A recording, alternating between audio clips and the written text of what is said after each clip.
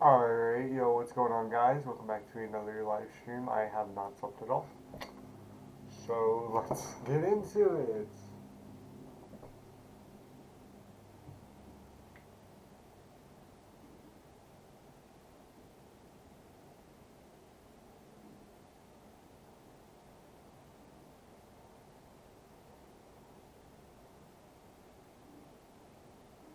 Alright, guys, let's play Arsenal until we all meet our epitome doom. Yes, doom. Oh my god.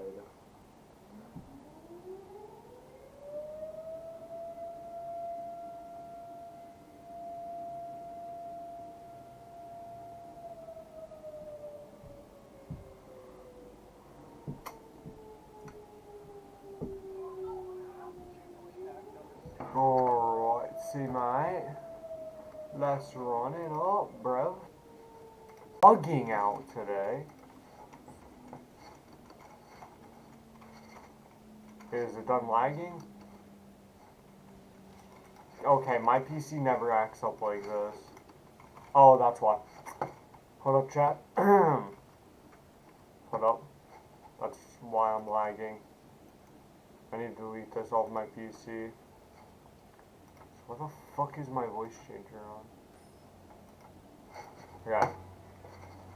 I better we get more frames now. Yes, sir. But more ping.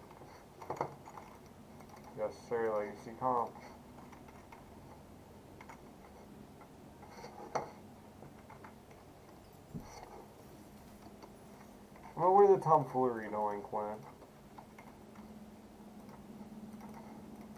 Never really see anyone wear this anymore, so.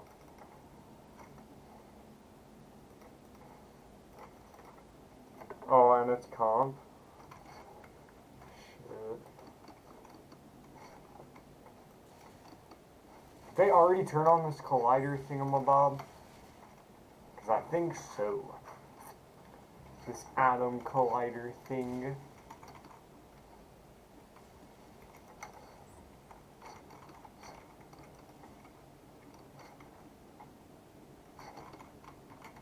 Let's hope we don't get the Mandela effect where everything turns weird shit. What if I forget everything?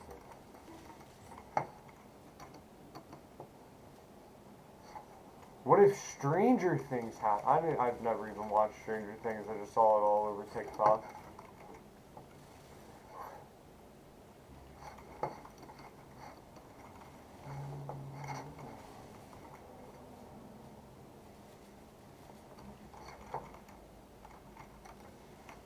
This shit about to be like into the Spider-Verse, bruh.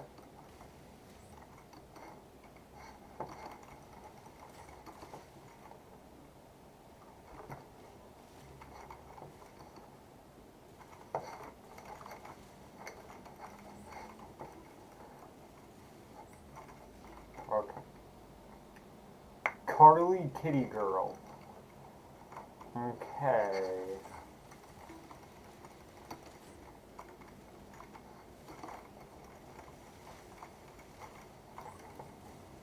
Okay, okay.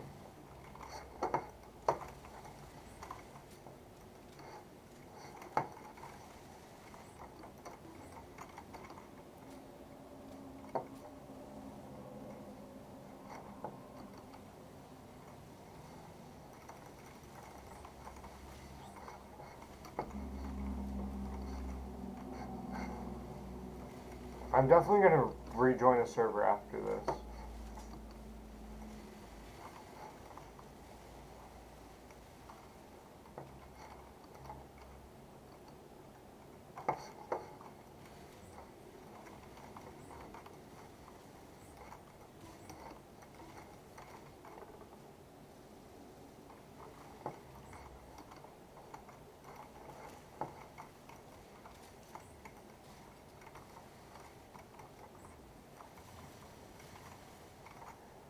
Okay.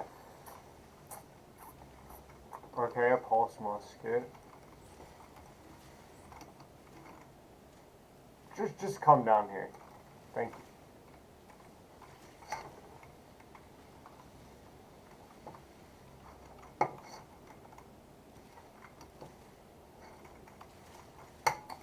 There's no way if I don't win this, bruh. Bro.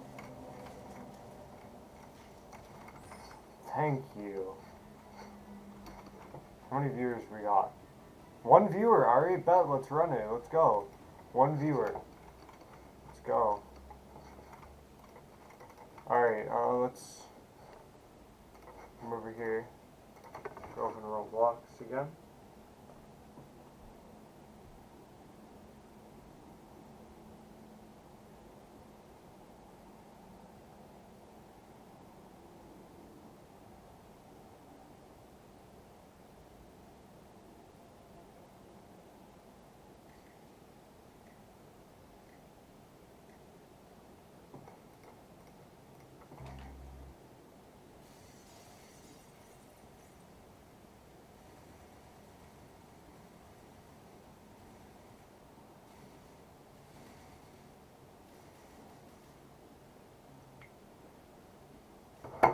Alright.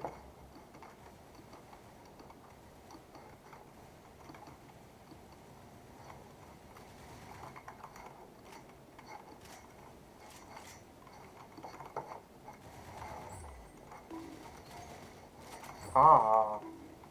I do be kind of laggy though.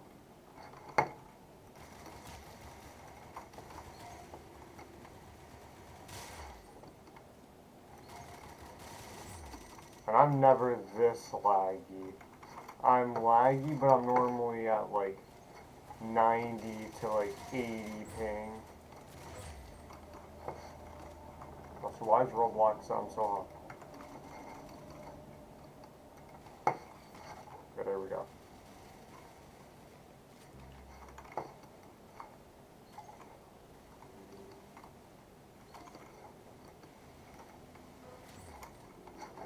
They did say it was going to drain a lot of Earth's energy, so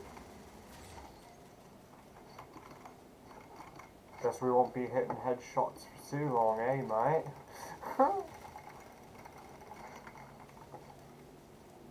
If I find out my Earth's going to explode, I'm going to be a little pissed, eh?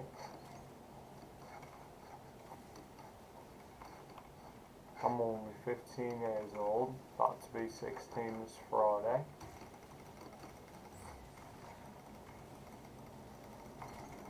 Oh, what?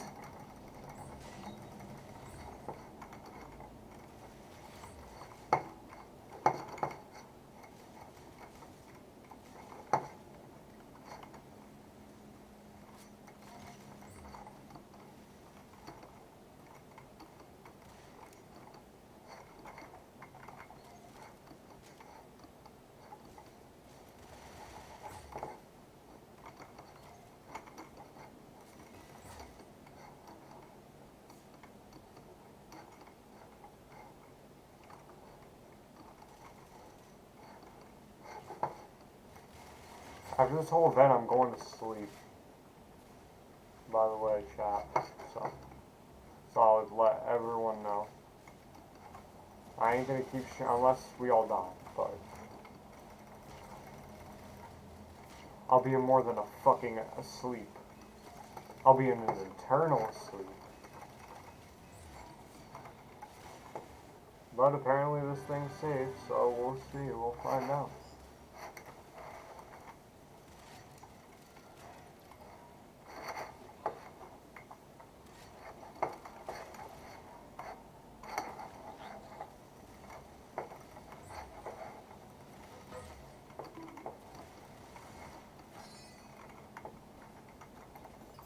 How many viewers we got? Chat? Refresh chat. No one even stopped by to say hi.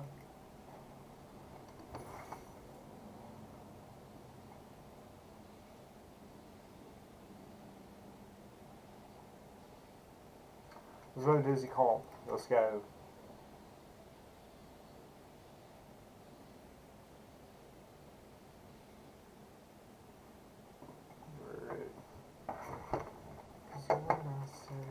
What?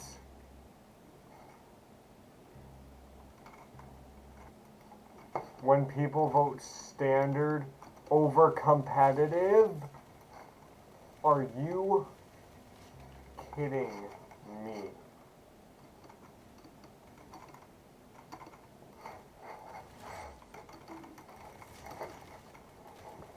Okay, I'm trying to do, I might do some 1v1s, I don't know.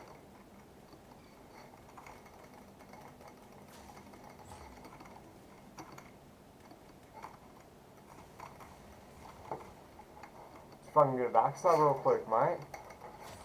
Let's go, backstab. This guy's got the Castler's effect on his gun. That's the Castler's effect on his skin, I mean.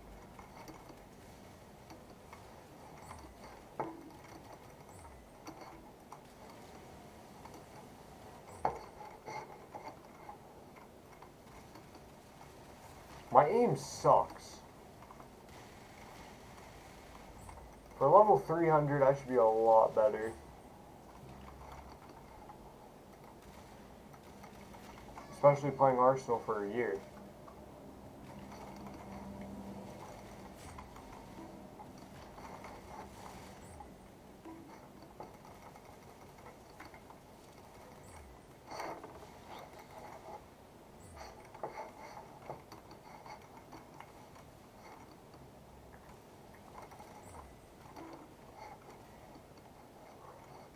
Technoblade never dies. You heard it here first, chat. Technoblade never dies. Fuck everyone. I'm shitting on all of these kids, bruh. Also, in the title is not clickbait. I will be streaming it. I legit said, but Roblox first. Because Roblox is more important than some fucking event that might explode the entire fucking world, but that's okay. Because this one girl said it was 100% safe, and we're not gonna die, but still. You never know. Our government, she could be working for the government, you never know. Correct. Don't ever call me wrong, chat.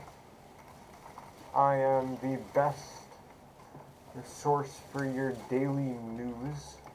Even though I don't do news daily, I am still the best source because TikTok is a bunch of pieces of shit. TikTok is definitely one of the worst apps I've ever had on my phone. Saying that now, by the way.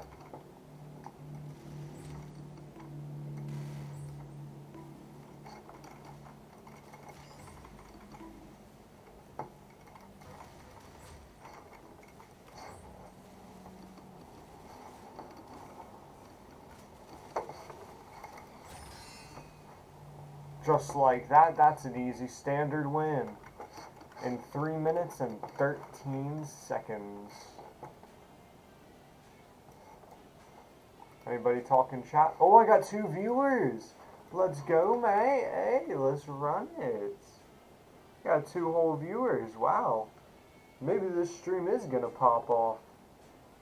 And I'm telling you guys now how long we have until this event starts. We'll begin in...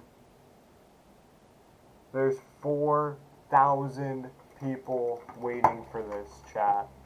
4,000.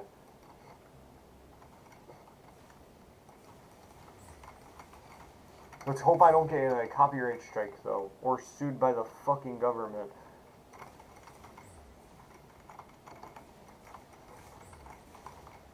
You just peek your head?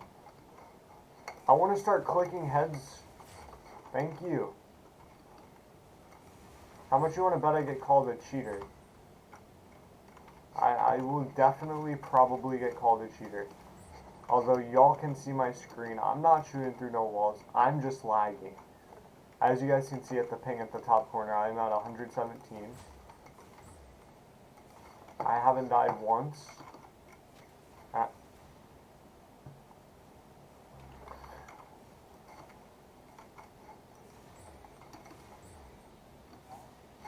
Oh wait, I didn't even see that guy there. Y'all can also see my hand cam too, so like...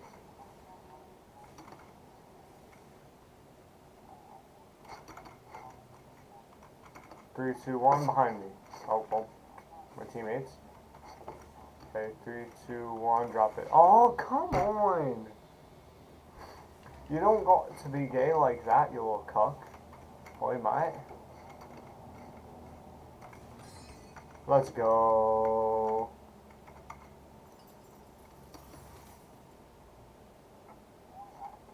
Might do my tanker combo. I don't know. Yeah, we're server hopping anyway, so hold on. I'm gonna hide screen real quick. Okay, there we go. Hiding screen real quick. Because I am doing my tanker avatar. Creations, tankor.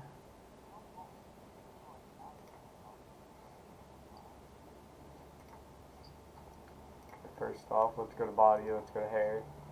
Put that. Accessories, back. There we go, tanker. And there you have it, mate. We got the tank combo. Alright, there we go. Let's go over here. Go to right here.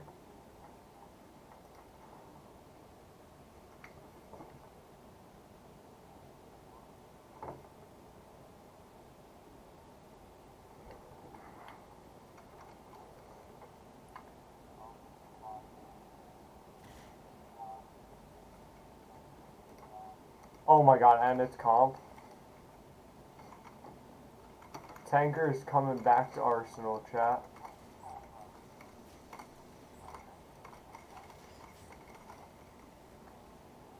Let's go, tanker.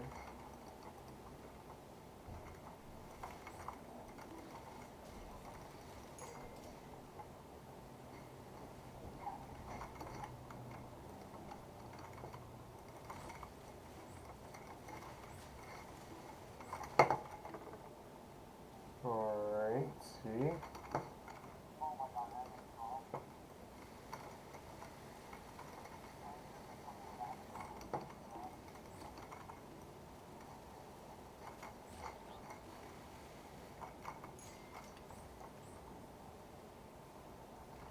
Come on, come back from this.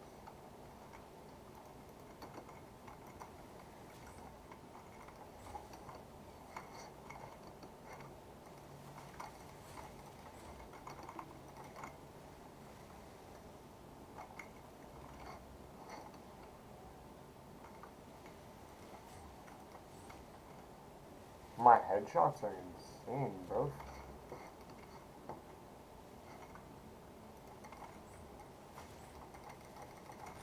No!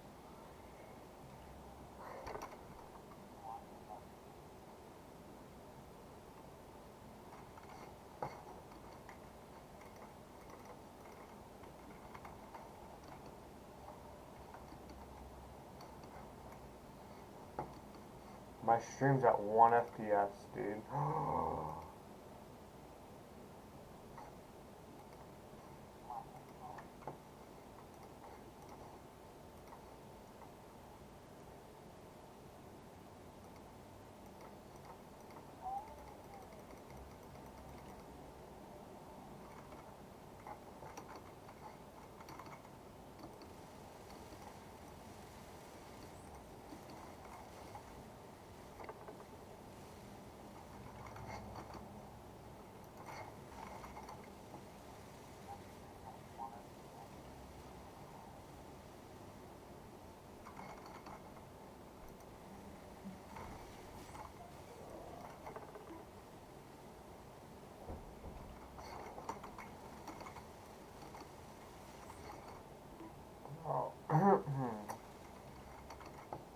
Standard.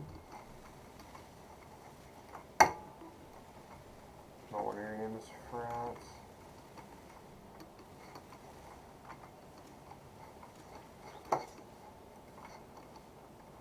Server hopping.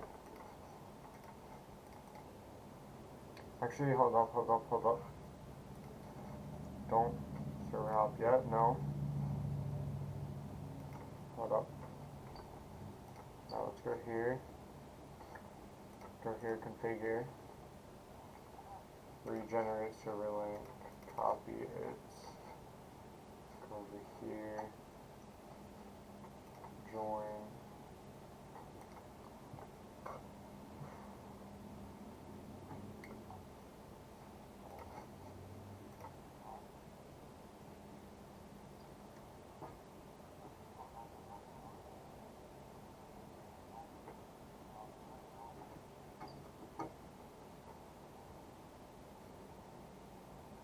Try to get people in here.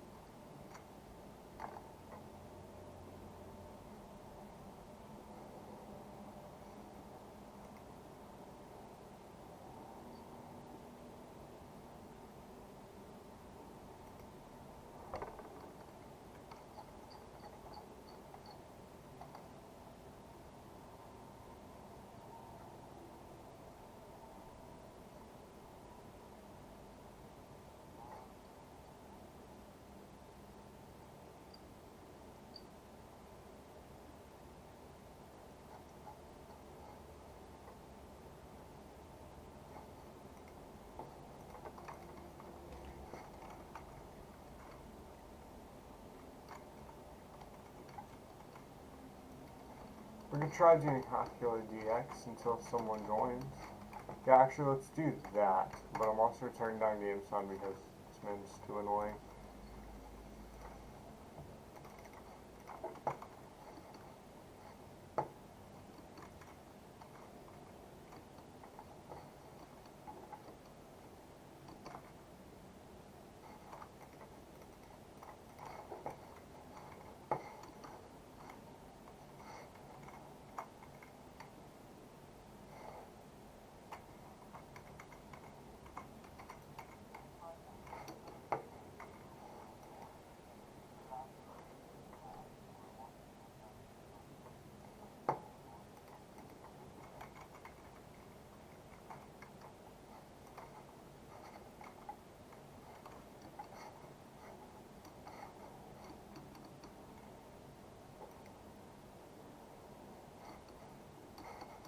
Oh my god, dude, I already messed up.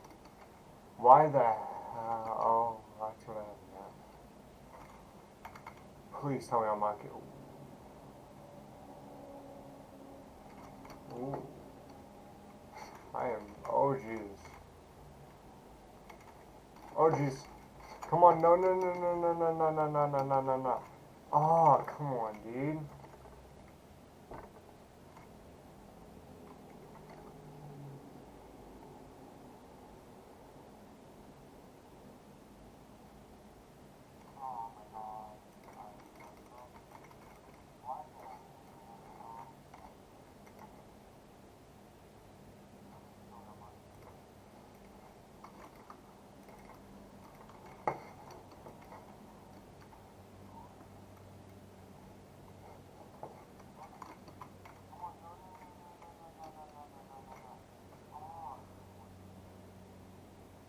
New Indiana Jones update tomorrow. Well, boy, that's not happening tomorrow, but okay. Indiana Jones comes out on my birthday for Fortnite. I think. Thought it was Friday. Oi. Come on. No. This always makes me mad. Oh. Honestly, just run. Just run.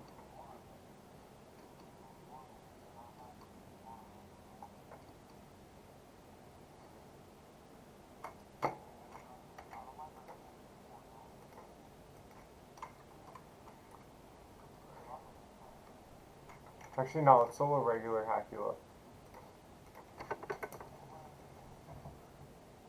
Oh wait, I can't solo regular Hacula. We gotta do the fucking full game mode.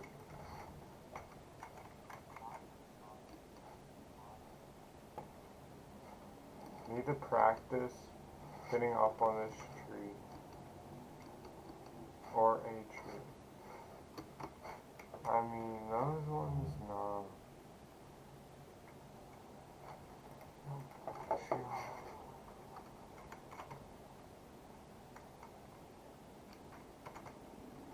How many people are attending? 2 viewers. What's up, guys? Hey, actually, never mind. It's only 1 and it's myself. Why would I have someone actually watching me?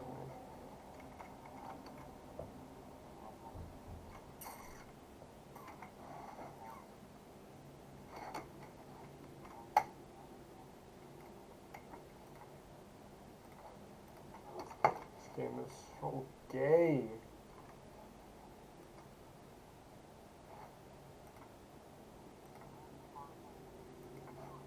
Like, yeah, I know.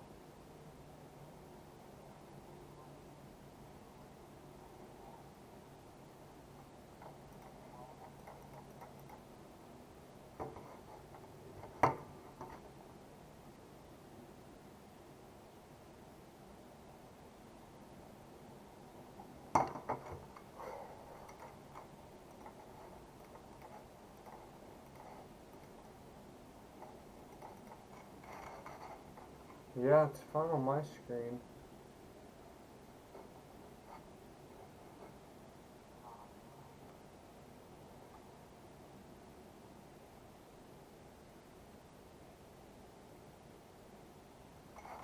Oh wait, my bad.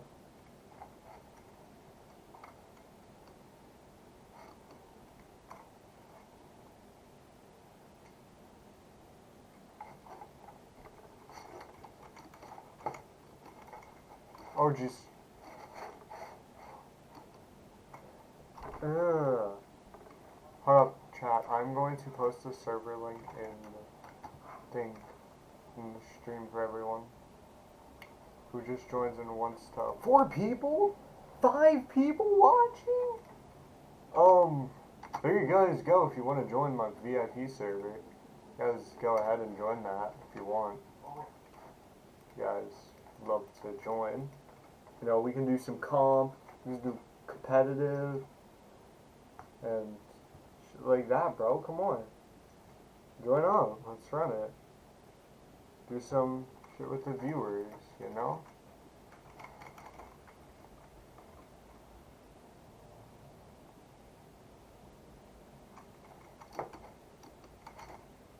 Wait, why did it put on me on oh my god.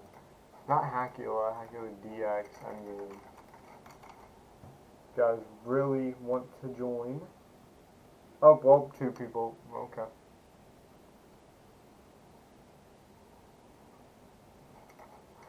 Oh wait, someone actually did join. Okay, let's do comp then. If you want to do comp on Matrix, let's run it. I bet. Comp on Matrix. Alright. Alright, bet. Bet we finally got someone. Let's go. Guess we 1v1ing now. It's bunnies. Okay, okay. Respect it with the Rainster drift too.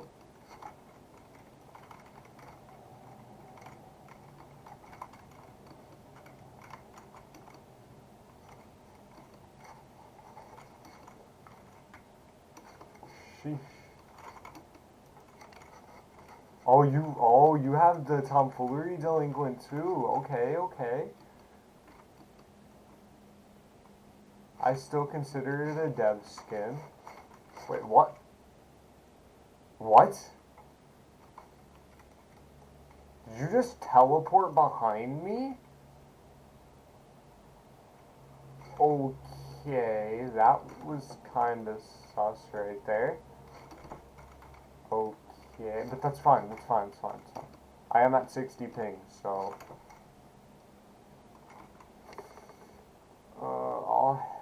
you are level 300, so... Level 300s are insane. Mobile? Oh, mobile player too. Okay, okay.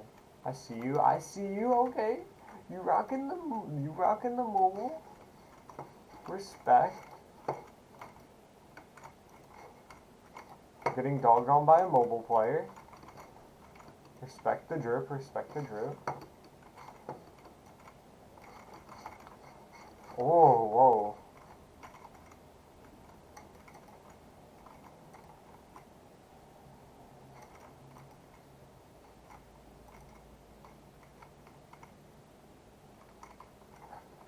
Okay. The mobile hitboxes are broken. Not even capping. Where's my PC hitboxes, huh? They're all shit. It's like my skill at this fucking game.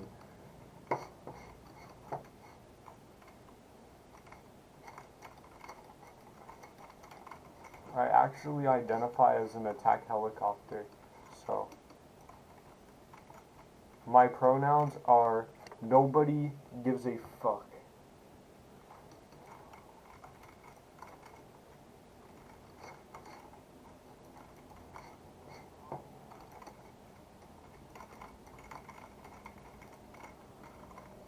How many subs do I have? I have 43 right now. If y'all are new, go sub, please. I need it.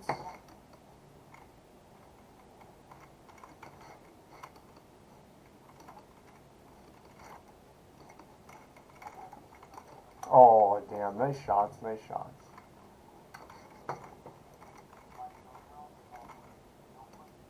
Also, the picture of my thumbnail, that's a dev skin I ran into, the Castler skin.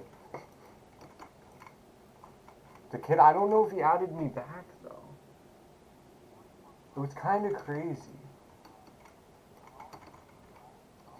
I'm not going to expose who it was because it's between me and him, but I'm still waiting on that 1v1 for the skin. But, like, yeah.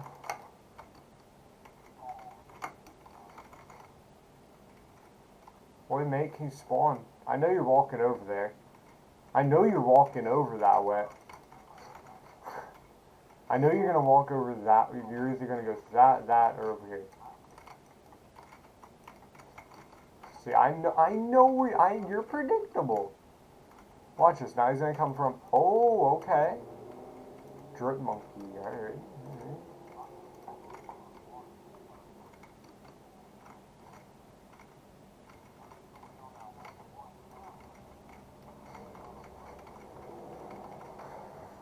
Alright, mate, you're 1v1ing the real tanker. How's that make you feel, mate? Predictable. Now you're gonna spawn right over here. You are very magical when you do that. Okay, we have 20 minutes till this event. Okay. I don't know, I'm not even really that tired, so maybe after this event we can stream some more Arsenal. Play with you guys.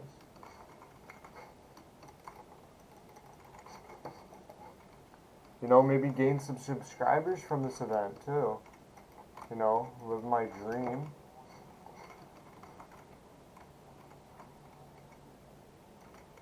Boy. You're coming over here. I knew it too. I knew you were gonna come over there from that way.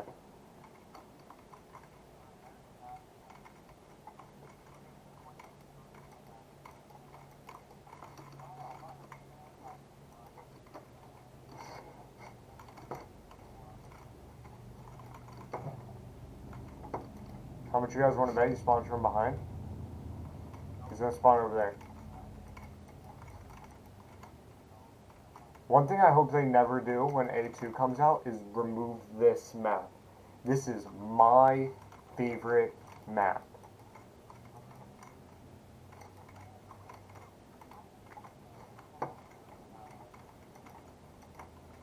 Alright, alright, alright. Now you're popping off.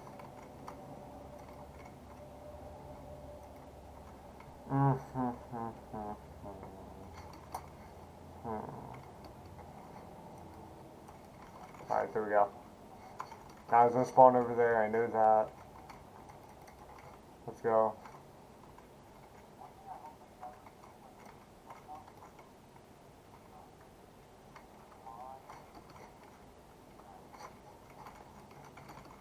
I just locked on to that guy.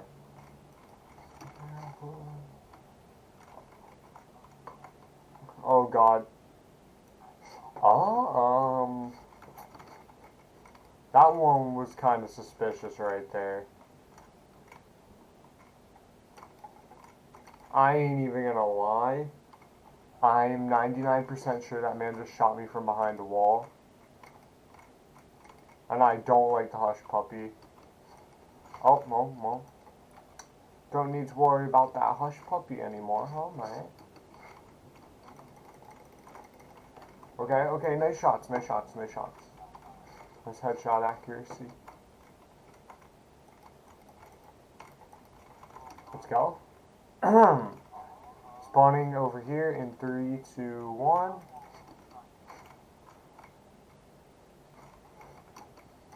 Oh god. Alright.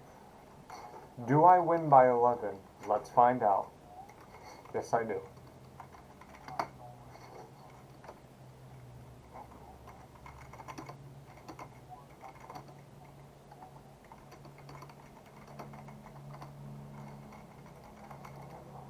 Because obviously next game type is going to be competitive. Let's do...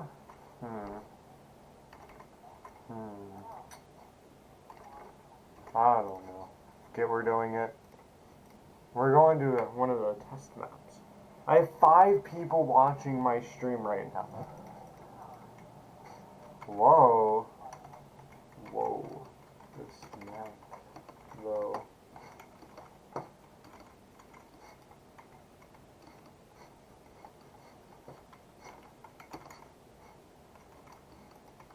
This is a brand new map that they're bringing out in A2. So, VIP server link is in the chat. If any of you guys want to join, y'all are more than welcome to join. Or if you have me added on Roblox, I'll flash my name's right down there. Okay, I don't know spawns.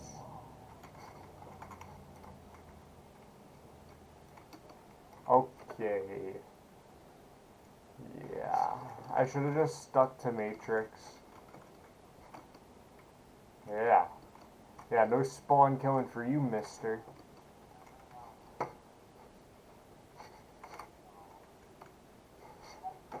This looks like a Phantom Forces map.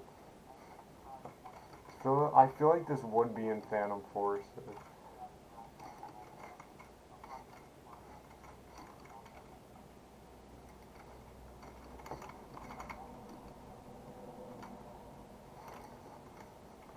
Finally, first kill.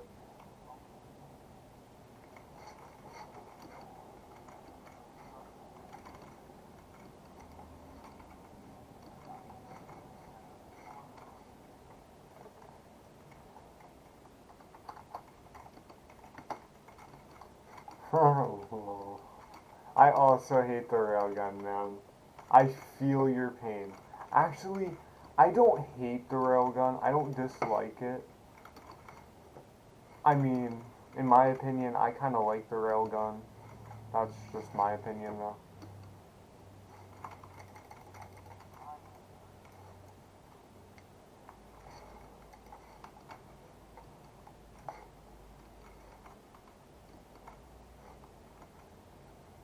Okay, let's see if this guy recognizes me or sees me.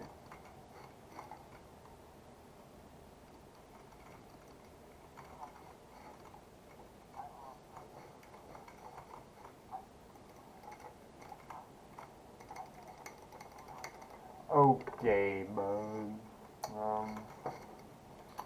Okay.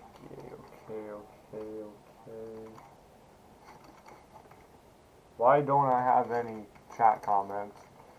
Why can't I see my chat?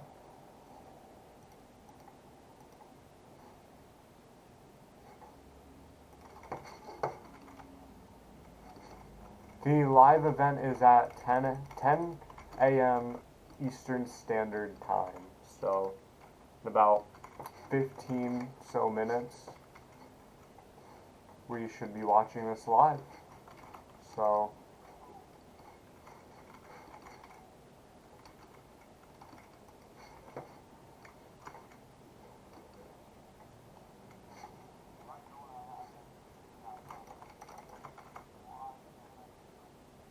oh yes, I got a new sub.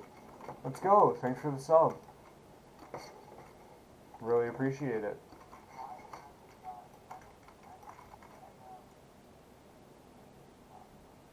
Make sure to like on the stream too.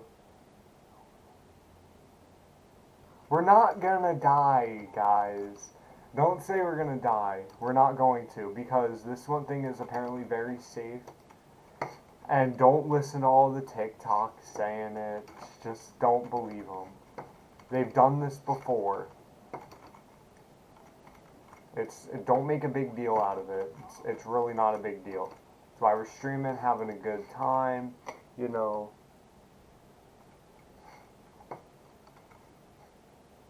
You know, just 1v1ing some people.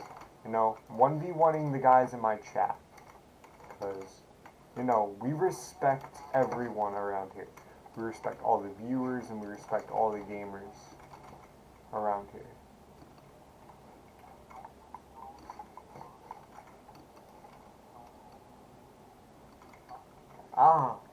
My goal is to make it to 1,000 subscribers by the end of 2023. Because if I can do that, that would be absolutely amazing. I turn 17 next year, and then the year after that, obviously 18, and I'm getting kicked out the house. So I really need to step up my grind for YouTube, start uploading more, live streaming more, and growing. So yeah.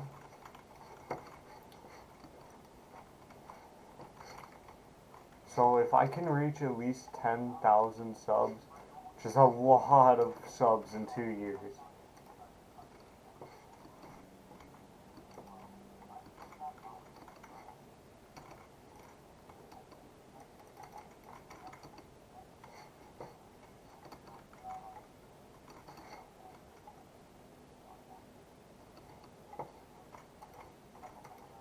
And I also want to make money so I can help out my girlfriend. Bro, can't wait.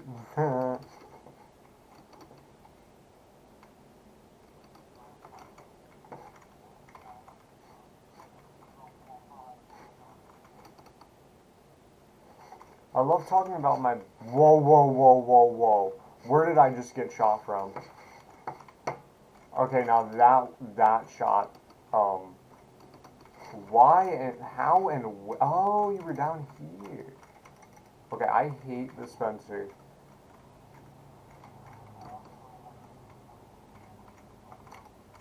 Wait, you can't wait for this event, bro? That's amazing. Okay, we have 10 minutes, 9 minutes before. So after we finish this 1v1, we are going to go attend this event and yeah.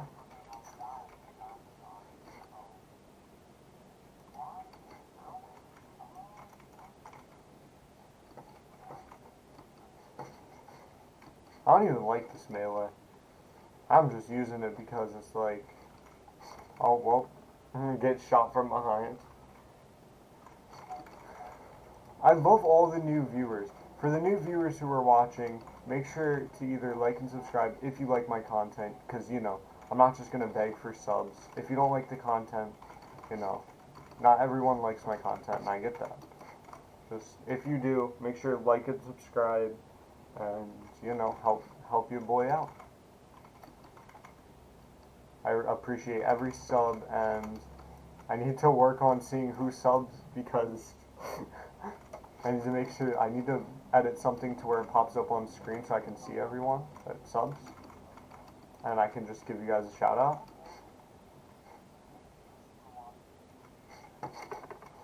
Wait, can I get up here? No, you can't. They fixed that. Let's go. Pulse laser. Okay. We have 7 minutes and we have 7 viewers. Oh my god. I don't know why.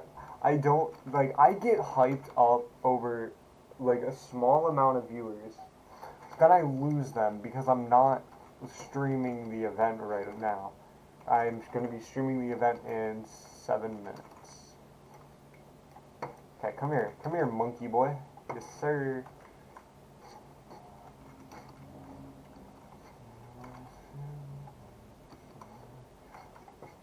Oi. I'm starting to learn my spawns in this map. Starting to learn my spawns for this map. Oh yeah, also, thank you Cupzo for the sub. Should have shouted you out when you subbed, but thank you, Cupzo, however you say your name. Sorry if I'm pronouncing it wrong. I am not good with pronunciations. But thank you for the like and the sub. Really appreciate that. Thank you for helping me out. I try to do daily streams. Doesn't always turn out to daily streams. Sometimes it turns out to, oh hey, yeah. So 54. So yeah, right after this 1v1, which I'm probably, yeah, right after this 1v1, we're gonna go turn on YouTube and watch this event. So it's gonna be a Fortnite live event in real life. Yes, sir. Way. I don't want to lose this 1v1.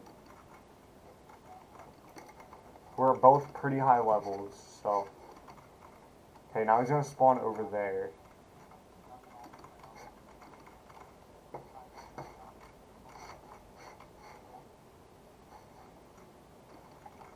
This guy thinks he knows exactly where I'm going. But little does he know, he doesn't. But, haha, what? He wasn't even looking at me when he shot. Okay, it's whatever. Okay. 5 minutes. I have 5 minutes before this live event. Fortnite live event in real life. Let's go. Bro, come on. I'm scared for this, bro. I am nervous. Because, you know, if they have a chance to... They might open a portal to another universe.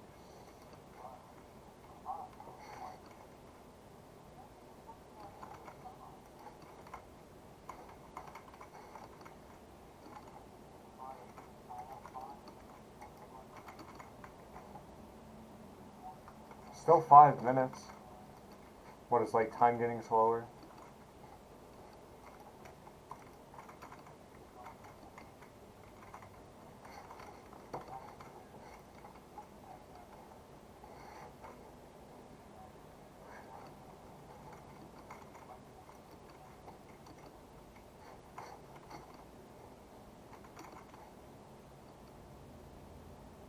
Where's this guy at, bro? Dude, come on, bro. I got 4 minutes. I don't have time to be wasting just sitting here, bro. It also scared me.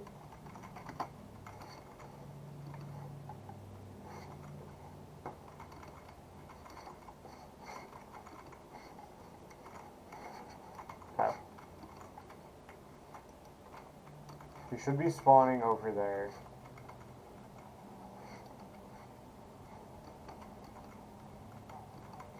Okay, well my spawn locations are completely wrong, so he's spawned over here. 3 viewers.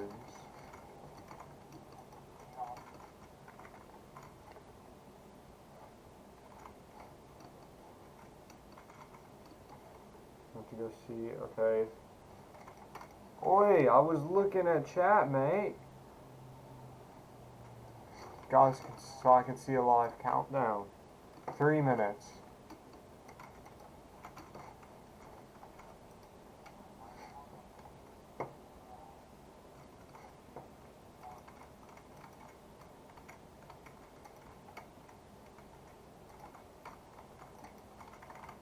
You know, you guys could watch the stream on the actual thing, but you guys are choosing to watch me, and I appreciate that. I have 2 minutes. I might have to end this 1v1 early. I might have to. But you know, why not? Do I just let this guy win? I'm gonna just let this guy win, bro. Come here. Come here. Kill me. Kill me. Kill me. Kill me. I'm missing on purpose, bro. Just kill me. Thank you. Just gonna let you win, bud.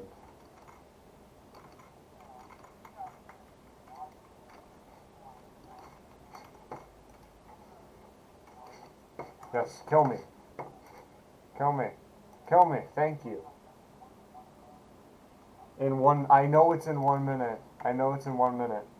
I'ma let you win. I gotta go. I'ma let you win. I gotta go. Because the event. Okay, gotta leave. Alright. Let's go over here. YouTube. Alright. Oh no. It is live. Oh no. Alright. Few micrometers level, and at this moment the collisions will start to appear in each experiment.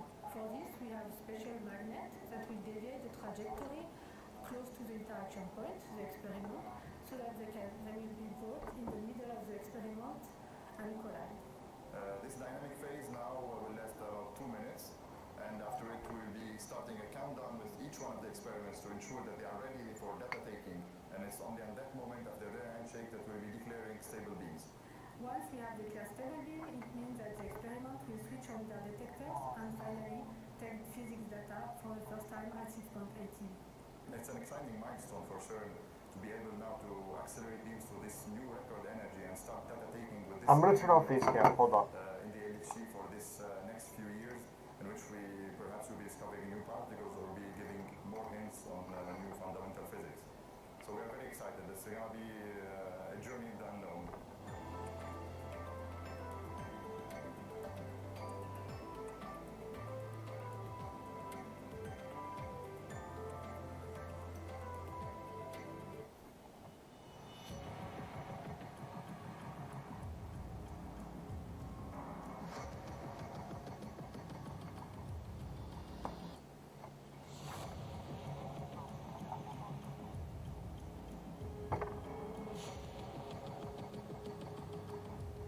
I'm gonna turn up the desktop audio too.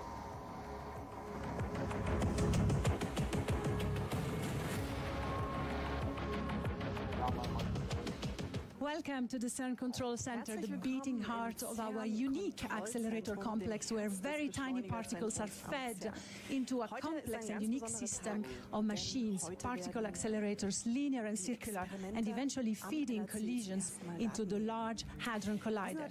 We're here today in what we call the LHC islands, where controls of the machines are taken care of by a team of engineers right behind me, who are preparing for today an impressive new milestones, what we call the beginning of round 3, the beginning of a new season of data taking at the unprecedented energy of 13.6 tera electron volts. Today, for the first time, the detectors around the LHC machine where the collisions happen will switch on for the first time and start recording the collision and taking new data, marking the beginning of a new season for particle physics into uncharted territory.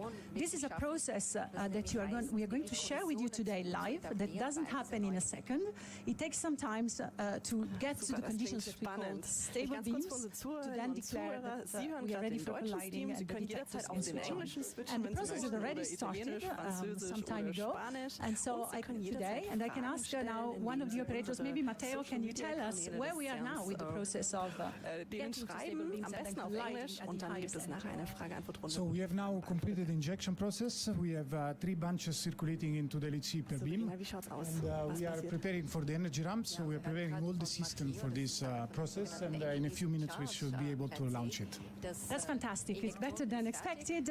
So the beams are already circulating in the machines, and they are starting to increase their energy to reach the 6.8 tera electron volt per beam and then collide and get the final total energy. So we'll be following this process live right now, hopefully get to the collisions in time, and you'll be able to ask your questions. You can follow this live in 4 languages, English, Italian, French, German, and Spanish. And send in your questions, which will be asked in an hour or so, hopefully after commissions, by a panel, a wonderful panel of experts, including our Director General, Fabiola Gianotti, Director for Accelerators, Mike Lamont, the representatives of the 4 large experiments, and also of the minor experiments around the LHC. So good luck, LHC. Keep following us. Send in your questions. And see you in a moment. Start collimators. Start power group. Okay, dann schauen wir uns erstmal so ein bisschen an, was genau das CERN eigentlich Plane of vorhat. beam 1. Tune feedback is off for at least one plane of beam 2.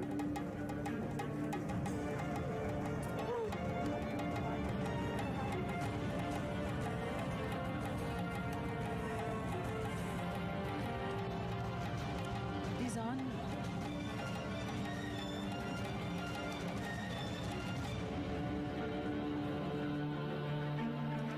And welcome back in the CERN Control Center. We're here today. Commenting in English with me is a very important person in the beams department. So you are the big boss here. I'm here with Rodri Jones from the beams department, and you are helping me to go through this complex process of getting the beams into stable conditions and then collide. Is that an easy thing to do? Genau, die sehen alle noch sehr entspannt aus, oder? Entspannt, ja, vielleicht auch ein bisschen gestresst, habe ich schon das Gefühl. Ne? Zumindest sehr konzentriert. Ne? Right now I can see we are increasing gradually mit rumläuft und alles this is called the mitfilmt. ramping stage. Wir sehen jetzt da And links zwei kleine how long does it take to get from the injection energy of 450 gigalet to Ja, also wir the beams enter initiieren the bei LHC sogenannten to this 450 enormous new das ist energy die of Energie, die 6.8 auch per die beam. Vorbeschleuniger vom CERN zustande bringen. Das ist auch gleichzeitig die Injektionsenergie vom LHC. Und dann müssen wir bis 6.8 Teraelektronvolt beschleunigen. Das kommt jetzt dann als nächstes. Und dann rechts davon haben wir die Strahlgröße am Interaktionspunkt, also dort, wo die Experimente sitzen. Das nennt man Interaktionspunkt, IP. Und die Strahlgröße im Moment ist einige 100 Mikrometer. Und dann später wird man dann sehen, wie sich das Ganze verkleinert. Okay, dann sind wir gespannt, ob wir bis zu dieser Stufe kommen und wann wir bis zu dieser Stufe kommen. Ja, also ich habe das Gefühl, dass die I know Beschleunigung that angefangen the hat. beams of protons, when they enter the LHC, they're already close to the speed of light. Genau, ich So glaube, wir schauen uns erstmal increasing the energy doesn't make them ersten faster, right? Schritt an. Den haben wir heute schon vorbereitet für Sie, sonst würde das länger dauern. Wir schauen uns mal an, wie die Teilchenstrahlen überhaupt in den Large Hadron Collider reinkommen. And that's what the experiments want. They want the highest possible energy to recreate the initial conditions of the universe, 100 billionth of a second after the Big Bang, right? Und aus dieser Beschleunigerkette werden die Protonenpakete So we are now back to the control room we were seeing before the injection. And this is Mike Lamont, Director for Accelerators, commenting on the importance of Round 3. Really good to be getting back in business. Obviously delays from COVID, a lot of hard work by the teams during the long shutdown to get the machine ready. Really looking forward to a new chapter in this the remarkable machine. So higher energies and higher intensity beams from the injectors, making for a lot more data for the experiments. Run 3, also die nächste Saison für die Datennahme wirklich bedeuten wird. Am CERN. Near him was is Joachim Nich, Director for Research and Computing, telling us how important Round 3 is for the LHC. Joachim Nich, unser Forschungsdirektor. We expect a lot of more luminosity. That means number of collisions. Insbesondere auf mehr Luminosity, also mehr Kollisionen pro Kollision. Das schauen wir uns später noch an, wie das genau funktioniert. Noch mehr Daten, weil je mehr Daten, desto besser für die Teilchenphysik. What is this good for? We will be able to do more precise measurements than in the past. For instance, measurements of the Higgs boson, its properties, its couplings to other particles. And that's not all. We will also be able to search for rare processes that we expect to happen, but we at this point in time do not have enough data to do that. So we hope to see some of these new processes that we have never observed before, and maybe we will also get some exciting new discoveries of rare processes here. Now, it was not only the accelerator which has been improved over the last 3 years, but also the detectors. There have been new components installed, more precise, and I think this will also contribute to the extended physics science reach of the experiment of the LHC. Noch mehr Möglichkeiten, Teilchen zu detektieren. And that was Joachim Nicht, Director for Research, telling us how important it is, this milestone for the LHC experiments. You're now seeing again the LHC controls with Daniele Mirarchi, who is the engineer in charge today, right? You have a shift system whereby people happen to be in charge. Even if it's a special day, you don't choose who is in charge. 400 Gigaelektronvolt, also bis 6800, wie gesagt. Wie genau funktioniert das Ramp, also das Beschleunigen? Wie kann man sich das vorstellen? Also wir haben We see that the ramp has reached more than 500 GeV. How are particles accelerated in the LHC? Die den Strahl beschleunigen. Das passiert wirklich nur an einer einzigen Stelle. Man braucht so die 27 Kilometer ansonsten. Da wird der Strahl rumgelenkt, wenn man so will, um dann hier in diesen Kavitäten hier beschleunigt zu werden. Also man speist hier eine stehende elektromagnetische Welle ein und die, wenn der Strahl da durchgeht, gibt dem Strahl in einen Boost in Energie. Das heißt, die roten Wolken, die wir da sehen, von links nach rechts, das sind unsere Protonenpakete und die fliegen ja durch so ein elektromagnetisches Feld durch. Genau. Super. And as we said, this raises the energy, make the particle more energetic because they are already quite close to the speed of light and they cannot go faster. Now we are back to the controls and we see the ramp ongoing. You see the energy going to 1.8 trillion electron volts already. There is also two more parameters, the beam intensity with beam 1 and beam 2. Because of course, LHC is a collider, so it gets two beams in the opposite direction from the SPS. They collide circulating parallel to separate beam pipes, which are made to encounter the points where the detectors are. Strahl 1 und Strahl 2, und jeweils in den beiden Strahlen haben wir ungefähr 2,5 10 hoch 11 Protonen. Sehr spannend. Das sind sehr viele große Zahlen am CERN. Ich habe das Gefühl, wir sehen auch gerade hier ein paar Zahlen über den LHC. 26.649 Meter im Umfang. Das ist tatsächlich der weltweit größte Teilchenbeschleuniger, richtig? Ja. Genau, eindrucksvoll auch sehr, sehr kalt. Da steht, warum ist das so kalt? Warum müssen wir auf 271 Grad Celsius? Fabulous. And what um diese hohen Energien wirklich da rumführen zu können, brauchen wir sehr, sehr starke Magnetfelder. Und diese starken Magnetfelder in unseren Dipolmagneten, ich glaube, das werden wir auch mal später sehen noch, die kriegen wir nur hin, indem wir supraleitende Spulen haben, also Elektromagnete mit Supraleitern. Und, und diese Supraleiter, die wir verwenden, das sind sogenannte Tieftemperatur-Supraleiter. Und die, um diesen supraleitenden Zustand zu kriegen, müssen wir die im Abkühlen auf 1,9 kennen.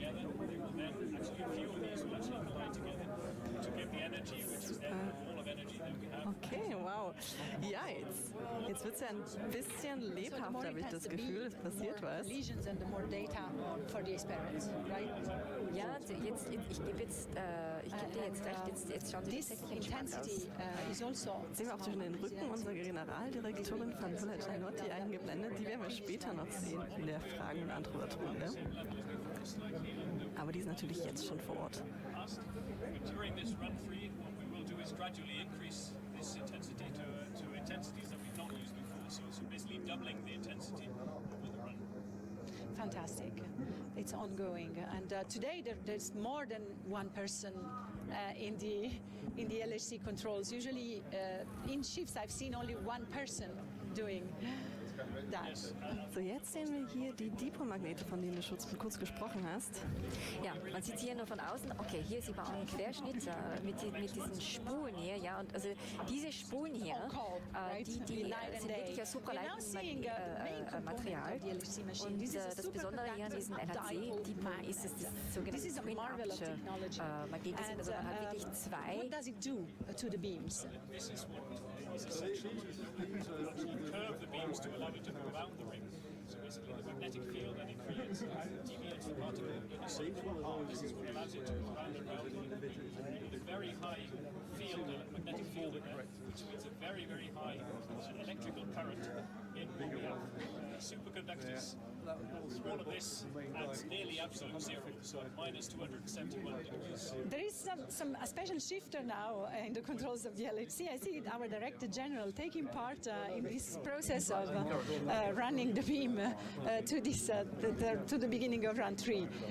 Is she familiar with what you're doing? Indeed. Well, Fabiola is very familiar with it. She's followed the LHC from the start. Of course, she used to be a spokesperson for the Atlas experiment, and is very, very much involved and knows everything, in fact, that's going on in the LHC. So she could even replace the shifter if you needed extra manpower. No, I'm joking. She's very passionate for physics, and every aspect of the process enthuses her, and she of course understands all that is involved.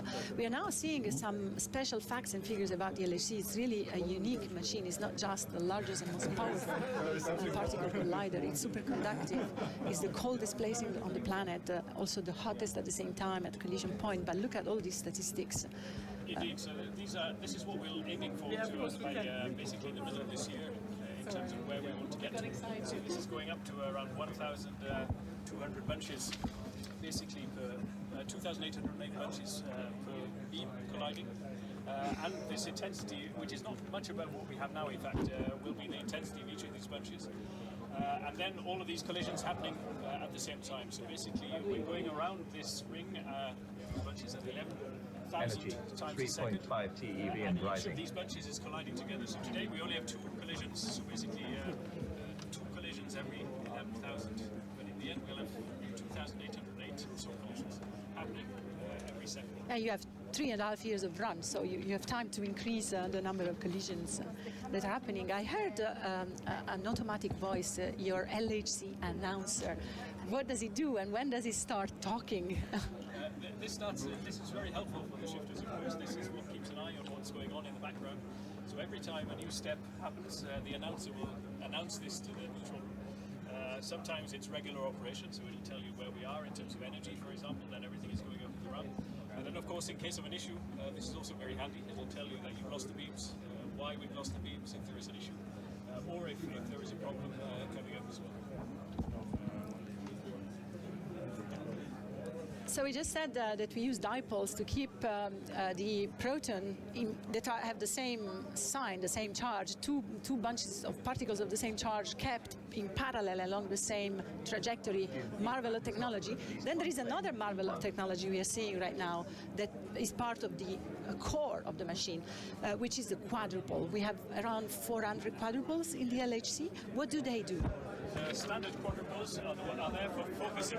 So you can imagine that these bunches 40 EV and rising. remain in the LHC when we're running nominally for around 10 hours. Now this means it's equivalent to actually going to Pluto and back in terms of distance. And this means they have to be very well controlled. And anything which is slightly off trajectory will get lost on the way. So these quadruples are used to maintain basically the trajectories of the beam so that we don't lose the particles on the way. These are very important. They're combined with the dipoles. The dipoles bend the beam, the quadruples focus the beam. Making the beams focusing along the way, we managed to keep them on this trajectory to basically go the whole distance to Pluto and back and remain collimated. We're now hearing from one of the engineers in charge, Matteo Camillocci. He's going to tell us where we are. We can see where we are with the energy. So we are over 40 electric volts. Over 2/3 of the way there, yes. And that's great. At the moment, looks as though it's going as it should. So Matteo is getting ready to tell the world what's happening. We are now in the middle of the process of the energy ramp. So in about something like less than 10 minutes, we will be at the maximum energy at 6.8 TeV per beam, and then we will start the squeeze process. Okay, Amazing. Everything is going perfectly. That's really fantastic. 4.5 TeV and rising. the announcer just said where we are with the energy. And rising, that's fantastic. It's encouraging. There should be a lady's voice next time you program the announcer. Just change the voice. And this is LHC page 1. I guess a lot of people are watching this page right now. Yeah, so what you can see here is exactly what we said. This is the ramp. So this is what looks like this skateboarding ramp taking off. So this is basically the current in the magnets, and this is equivalent to the energy. So in fact, the scale you see at the right is the energy. And then the red and blue lines are basically the intensity of the beams. So we have a red, you see it on the screen as well, and blue beam. So we beam 1 and beam 2. So beam 1 the blue beam, beam 2 the red beam. And these traces show us how much beam we have in the machine. And if we lose any beam for any reason, this also then shows up on the screen. And we should not forget that this is a big milestone, especially for the LHC experiments. And in their control rooms, we have as many people as we can see here today. And we are going around the ring, starting with interaction point number 1, where the Atlas detector, the largest of the 4 detectors, is located. Are we ready to talk to Atlas? Hello. Yes, I think we are. We are seeing an animation right now of where the Atlas detector is located. There are 4 interaction points around the LHC. Atlas is at point 1, and this is an animation taken from the real engineering design of the detector. Is super detailed. This is an enormous, the largest detector ever built on the planet. And we are soon going to talk to the Atlas Control Center, where we have Sarah Demers, I think. Is it? Yes. Hi, hello. Sarah. That's You're right. the data preparation coordinator. This is a big day for you. First of all, happy Higgs boson anniversary. Thank you very much, and to you. It was just yesterday. And so this is a super important milestone. You're switching Atlas again for the 3rd time for a new physics season. And it's more or less like the first time, isn't it? Like the first time, this feels like nothing I've ever experienced before, actually. But yes, the room is really full of energy. People are excited. I think there's a little bit of nerves, but we feel ready for data, ready for run 3. Thank you, Sarah. We'll come back to you when collisions are done. And good luck with this run 3.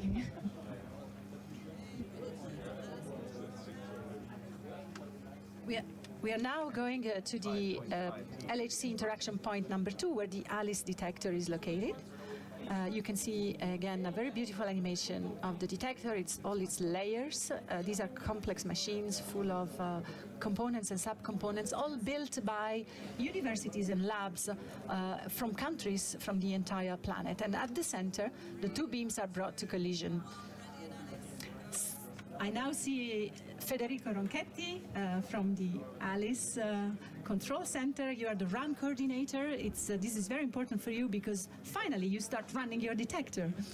Hi, Paola. Yes, exactly. So ALICE is basically a new detector. We have new components, new trackers, new online systems, new trigger, and we are really looking forward to see these high-energy proton collisions, as we need these collisions for our heavy ion program, and we also have a genuine physics program with proton physics. So you're already happy starting with protons today? Yes, extremely happy.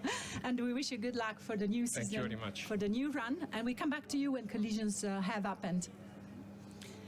And now we are continuing our run around the LHC ring, reaching point 5, where the CMS detector is located. These detectors are all around 100 meters below ground. They are all constructed in layers of very sophisticated electronics. Each layer has the task of identifying a different particle emerging from the energy created by the collisions in the center of the detectors. And I am now with Anne Dabrowski, the Deputy Upgrade Coordinator of the CMS collaboration. Hello, Anne. Hi. Hello, Paula. Hi. Your control room also is as full of people as ours today in the CCC. Yeah, the atmosphere is electric here in CMS. Are you ready for another Higgs boson discovery? CMS CMS is ready for sure. Happy Higgs boson birthday, first of all. And yes, CMS is ready, which means you've worked in the last 3 years upgrading your detector, and now you're switching it on for the first time.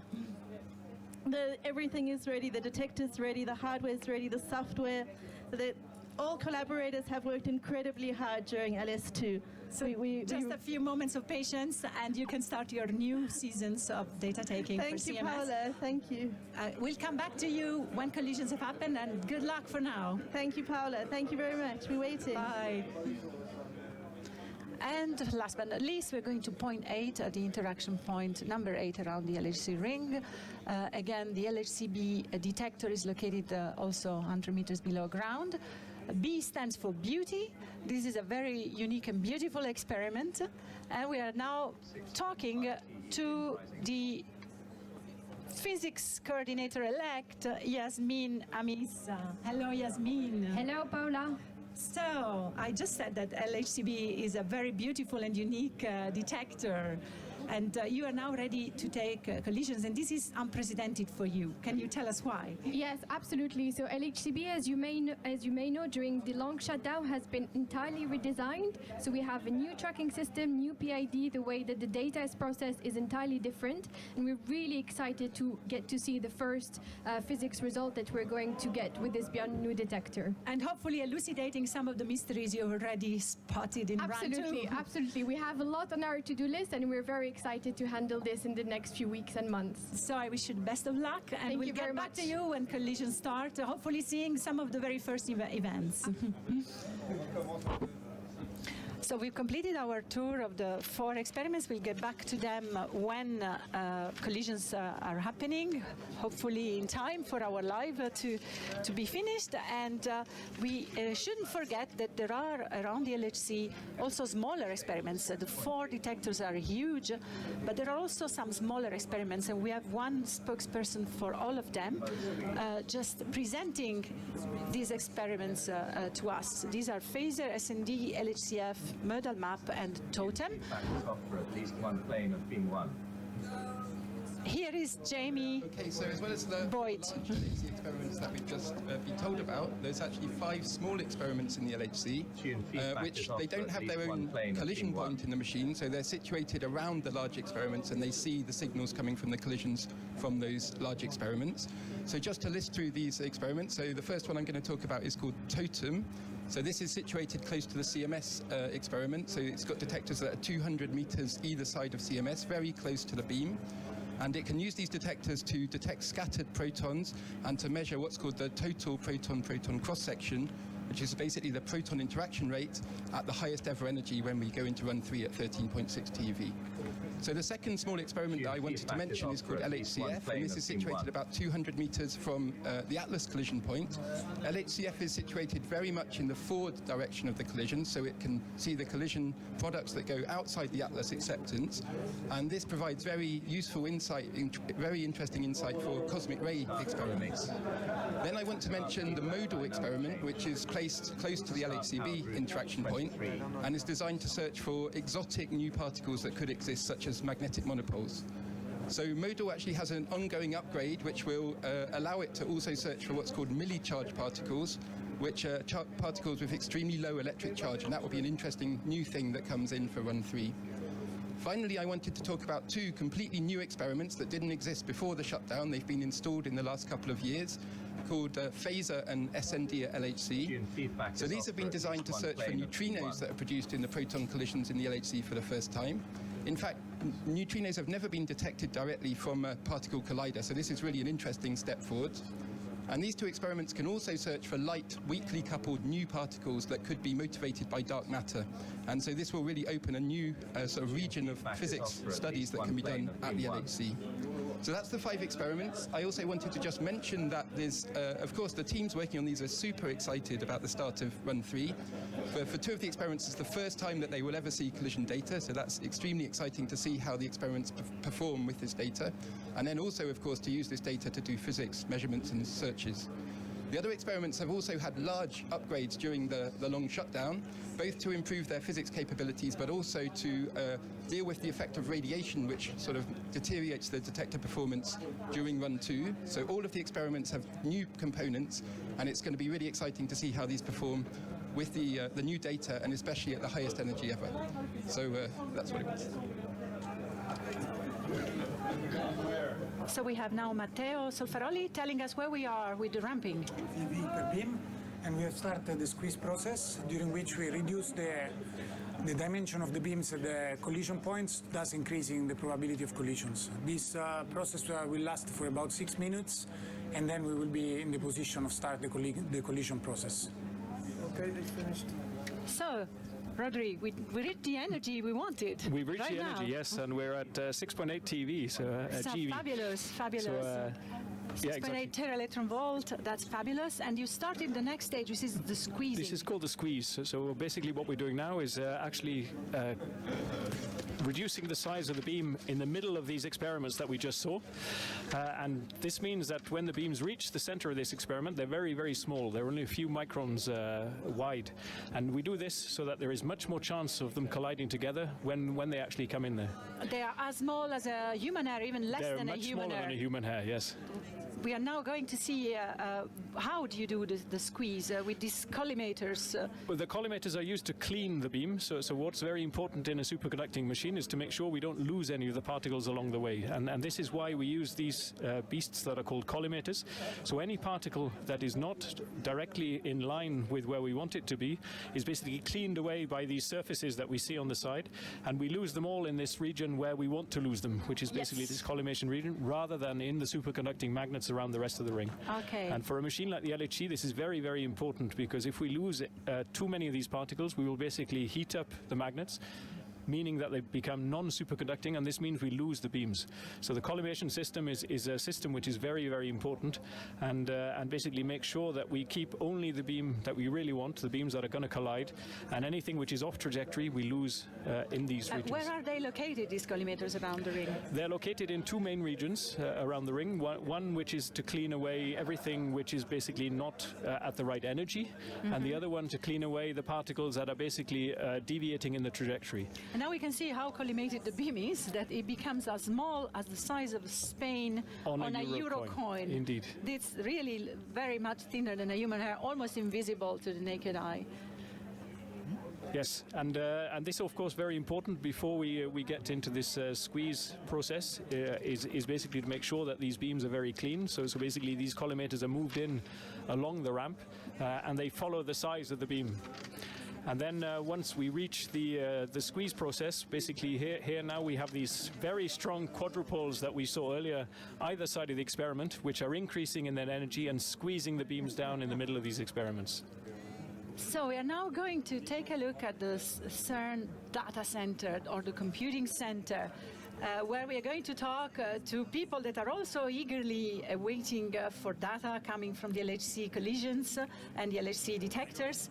And they've gotten ready in parallel with the experiments and the machine in the last 3 years for the flow of data that are arriving. And I now see Enrico Porcari, our department leader of the Information Technology Department, ready to talk to us from the CERN data center. Good afternoon, Enrica. Absolutely. Good afternoon to you all, and welcome to the data center. And I'm speaking you from our own control center here at the data center. Yes. Can you tell us where are you exactly, and what are you getting where you are?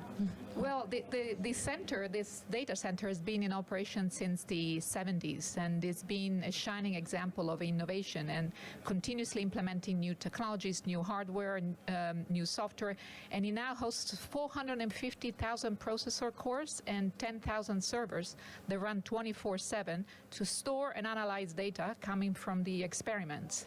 That's amazing. I think there is nowhere else in the world such a concentration of processor cores and servers, and then you run 24/7, of course, because you're receiving data from the detectors 24/7. Absolutely. Yes. Are you ready for this flood of exabytes? Absolutely. The data center never sleeps, and despite the trigger system that quickly tries to filter data coming from the detectors and the experiments, experiments still produce vast quantities of highly complex data. And so for run 3, we expect twice the amount of data that we received in run 1 and 2 combined. So our challenge for LS2 was to really get ready to store and analyze 600 petabytes of data here at the data center. And if you put it in perspective, Paula, this is equivalent to 20,000 years of 24/7 high-definition video recording. That's mind-boggling. I don't know how you do that, but it's amazing, and this is a challenge for everyone. LHC is a machine of challenges, and there are challenges at all levels, including the theory, to imagine the physics is going to do. Thank you, Rika. We are coming back to you soon. And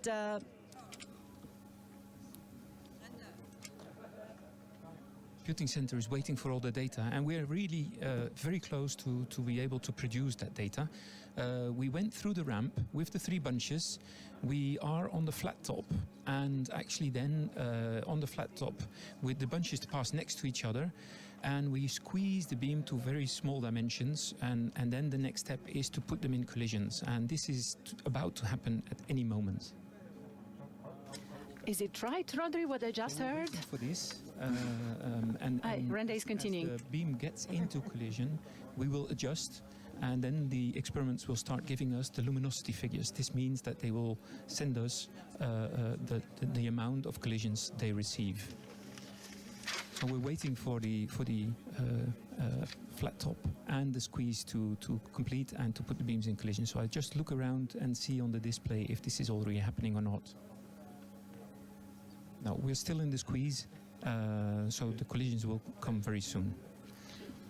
Is that right, Rodri? So collisions very soon? Have been circulating. Indeed, we're getting very close to the collision magnets process. Around the experiments, so that do the squeeze, that squeeze to small dimensions, and then there are a few other magnets which now we will decrease the magnetic field in, and that means that the beams will go into collisions. The operators then will have to adjust these beams manually to maximize, let's say, the number of collisions we have. Is off for at least one plane of beam 1. Tune feedback is off for at least one plane of beam. I'm amazed. It took less than half an hour to get this close to collisions, Rodri. When it all goes well, it all goes well, and yes, we're very close. So I see now that we have squeezed, in fact, the 2 experiments down to what we call their final state, and they're now ready basically to start adjusting the beams. What we call adjust mode is to actually make sure that they start to get to collide together. Start feedback dynamic change. So we are going now to see the historical records of the LHC since the initial start. We brought our first beams to an energy of 1.3 TeV, which was higher than the previous record from Teratron, which was 1 TeV.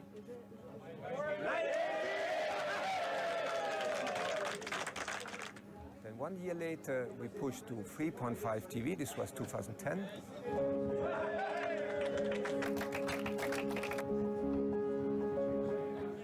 Years later, in 2012, we reached 4 TeV, which was the highest we reached during the first operating period of the LHC. This was then interrupted by a first long shutdown where we consolidated some parts of the magnets. This allowed us in 2015 to reach 6.5 TeV, again a new world record.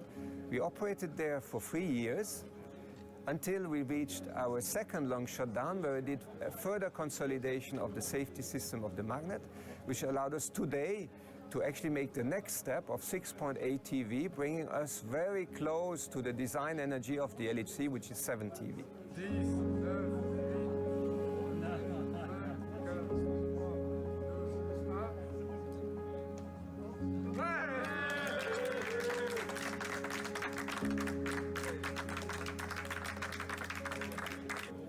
Now this is of course an important day for us because the beams reach this new energy for the first time, but it's only the start of a very long commissioning period which will bring us to actually collide the two beams for the experiments and provide the highest energy collisions, which should happen about 6 to 8 weeks from now. And that was Jörg Wenninger, head of operations at the LHC Controls, commenting on all the records of this fabulous machine since its very beginning until 2 months ago, when you reached for the first time the nominal energy that we are having today. Indeed, it's been we've been setting this up now, so after a long shutdown period, we've got everything ready. We've managed to get all these magnets to actually stay at this very high energy as well, which wasn't simple, and now we're really getting very, very close to actually putting them into collision for the first time. To today's big milestone, let's remind it that we are reaching the conditions with stable beams at the high energy so that the detectors can safely switch on and start recording. Why does it take so long between reaching the energy record and then giving the collisions at that energy record to the experiments? We have to be sure that we can manage the beams, and this is what's very important. So we are now collapsing the separation bumps. In about 2 minutes, the beam will collide in the detectors, and so we can go. So 2 minutes to go, Matteo said. 2 minutes to go. Amazing, so they're collapsing what they call these separation bumps. So while we ramp, of course, we don't collide the beams together. We make sure they don't collide. But of course, when we want them to collide, we have to, what they do, collapse the bumps. So basically take away the bumps is what's keeping them apart. And this is then pushing the beams closer together until they really collide in the experiments. We are faster than expected. This is just amazing. We are seeing now the 4 experiments control room in contact with Daniele Mirarchi. And then now they're just waiting for the collisions to actually take place. And as soon as the beams collide, the experiment should start to see something happening. They're warming up. Warming up their hands, ready for a final applause. So now, yeah, we're just doing the final checks before putting everything into collision. Hopefully everything is lined up and we actually get them to collide where they should collide. So that's of course not trivial either. And this is also why we've had to set things up beforehand, before letting the experiments actually turn on their very expensive detectors to take the data. Start feedback dynamic change. Start power group 23. 2 minutes to go, I heard from Daniele. So we are sharing with you this beginning of run 3 that is happening in minutes right now from the CERN Control Center, connected with the control centers of the experiments. I heard that they are now ready for a handshake. So the control center of the LHC, the machine side, is handshaking with the 4 experiments control rooms. Exactly. When we get close to actually putting the beams into collision and the control room and the operator in charge is very happy with what's going on, then basically there is this handshake process. So basically we allow the experiments to actually start turning on their detectors, to actually start taking data. So we're happy with how the beams are going, and basically that we're ready for them to actually switch on these very expensive detectors to start taking the first data of run 3. It's a precision game in a giant machine. That's what's amazing. What really puzzles me with what you're doing. Exactly. Here. It's very non-trivial, in fact, to actually put these beams into collision. So these are very, very small beams. We said much smaller than a human hair, and of course going around at 11,000 times a second around this ring, and we have to align them. A 27-kilometer ring. A 27-kilometer ring, and have to align them really head-on to allow these collisions to take place in just these 4 different points in the One of the comparisons we make in communications is like shooting 2 needles on both sides of the Atlantic Ocean and make them collide at the center. Exactly. This is how precise this has to be. A sense of size, how precise you have to be. What is this graph they are showing right now? This, I think, are the losses that they see, or basically the luminosity, I think. So this, in the end, should show that collisions are taking place. So basically, so that's at the moment, to watch. Exactly, this is a bit of noise at the moment, and they're just making sure that they can actually see something happening when they put the beams into collision. Oh, the losses are less and less. No, I think there what you see is something shooting up on the right-hand side of the screen, which I think indicates that we are now starting to actually collide in some of the experiments. This will be confirmed later on when... So now I think we have confirmation that there is collision taking place, which means that we can then handshake with the experiments. So we are in collision mode with the machine, but detectors are not switched on yet. We are waiting for the handshake. Exactly. We're waiting for the engineer in charge to actually tell the experiments that they are allowed to switch on their detectors. Start power group 1570. So just some final adjustments being made to make sure that everything is ready. Such a delicate process. The experiments are eager. I can see the faces of the people in the experiments control room waiting for this handshake. And the announcer just telling the operators which power supplies it's adjusting to try and make sure that these beams are actually colliding. Because you control one by one each power supply. There are specific power supplies that are controlled individually to try and make sure that these fine adjustments are made, yes. Yeah. Fabulous. Start power group 1579. Start power group 1500. So I think now what we see is that there is activity in each of the actual experiments. We see the 4 different graphs where we're trying to now optimize the luminosity, so basically how the beams are colliding, and we're just scanning the beams across each other to try and make sure that we've really got them aligned as they should be before we give the go-ahead to the experiments to actually start taking their first data. Start power group 1587. Start power group 1588. So these are what we call luminosity scans. So a luminosity is a measure of how many collisions are taking place at any time. And of course you can imagine that when we bring the beams together, these very small beams, they're not perfectly aligned head-on. And this means that we have to slowly move them left, right, and up and down to try and optimize where the collision point actually is. And this is what's going on. This is the job of Daniele, who is now on screen. Exactly. This is what's going on at the moment. These automatic scans that have been launched to try and make sure that we're now optimized before we and get more the experienced colleagues around him because I think it's his first year LHC It's operator. his first year of LHC operation. Yes, he came on the team as we were in shutdown mode. So this is really the first year that he's been operating the machine, but doing a very good job of it. Start power group 1599. Start power group. So there we have, these are the different scans that are made. The dips are where we go out of collision, and every time it goes up, of course, it's where we basically optimize the collision points. So you can see that as we move away in the wrong direction, we actually go down in what we call luminosity, so how many collisions we have. And then as it's optimized, of course, we get to a higher and higher level, and this is what is now being done. And once he's happy with the level for each of the 4 experiments, he will then launch the handshake with them to allow them to start taking data. Start power group 1000. It's a thrilling moment. Everybody is waiting. I think the experiments are already pleased that they are getting collisions, but they are not switching on yet. Not yet. No. I think they want to really make sure that everything is fine before giving the final go-ahead for this. Start power group 1611. Okay. So this is the final step that's not been done yet this year. So is this move from this adjust phase It's a real to first really the that we stable are beams. sharing with the world today. Exactly. So now All the eyes are on Daniele Daniele is Mirarchi, who has the luck or the bad luck of being on shift today, at the very moment where all the eyes of the world are on him.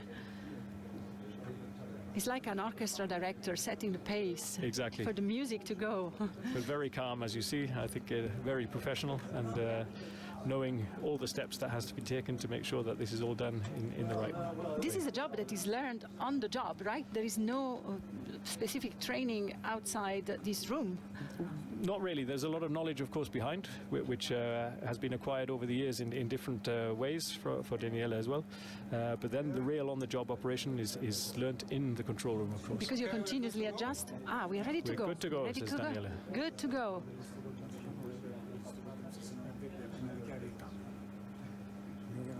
All languages are spoken in the control center. I hear Italian, of course. Okay, so Atlas, okay for you?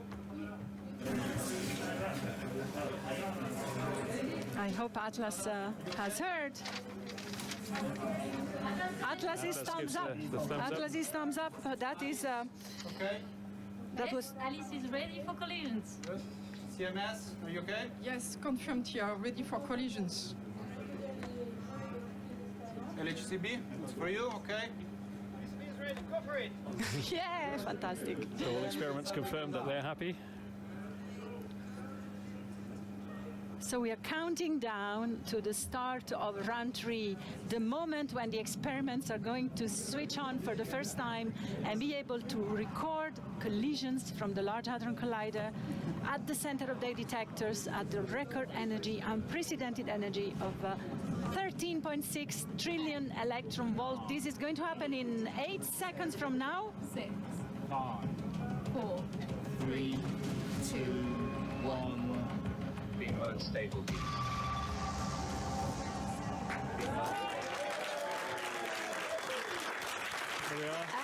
there we are. Run 3 has officially started.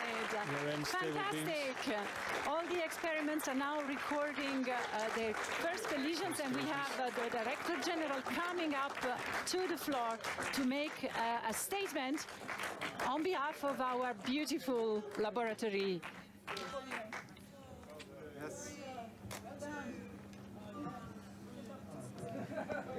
We are starting the countdown again. What's happening?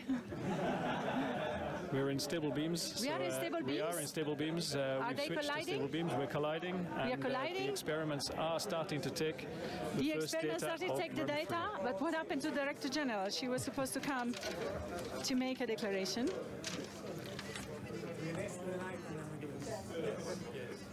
Okay, so this is the arrival of the data from the collisions at the CERN data center, where they've installed an artistic installation.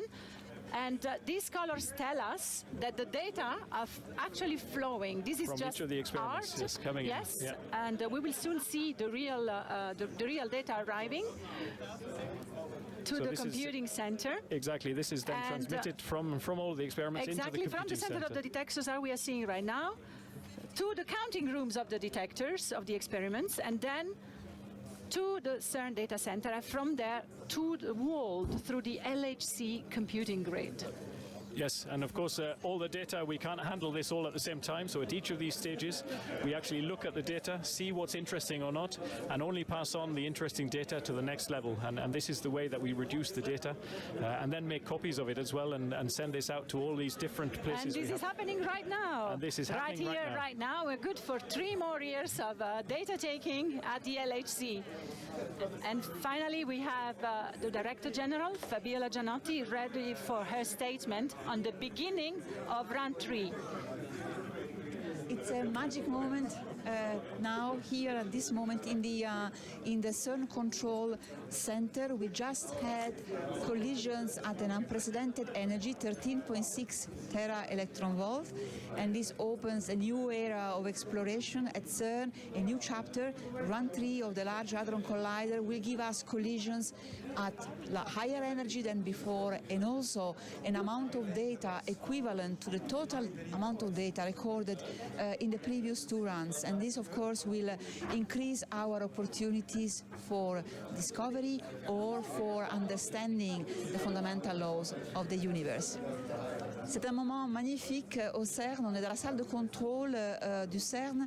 On a juste eu maintenant des collisions à 13,6 teraélectronvolts, TeV.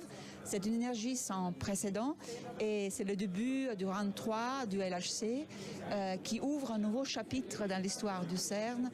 Plus d'énergie, plus de collisions et donc plus de possibilités de découvrir de la nouvelle physique, ou au moins de pouvoir affronter les questions ouvertes en physique fondamentale. Siamo nella sala di controllo del CERN, abbiamo appena visto collisioni a energie senza precedenti, 13,6 teraelectronvolt. È un nuovo capitolo che si apre nella storia del CERN, il terzo run, il terzo periodo di presa dati di LHC, e l'energia superiore dei fasci e l'intensità dei fasci, il numero di collisione, ci permetterà di affrontare le questioni aperte in fisica fondamentale con maggiori opportunità di rispondere.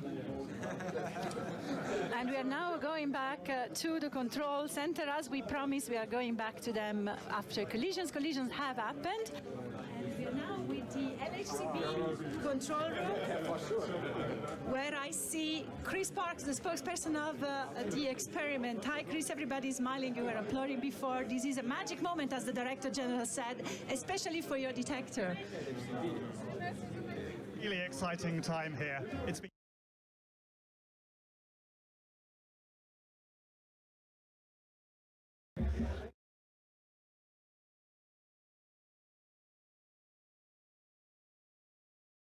but it's not.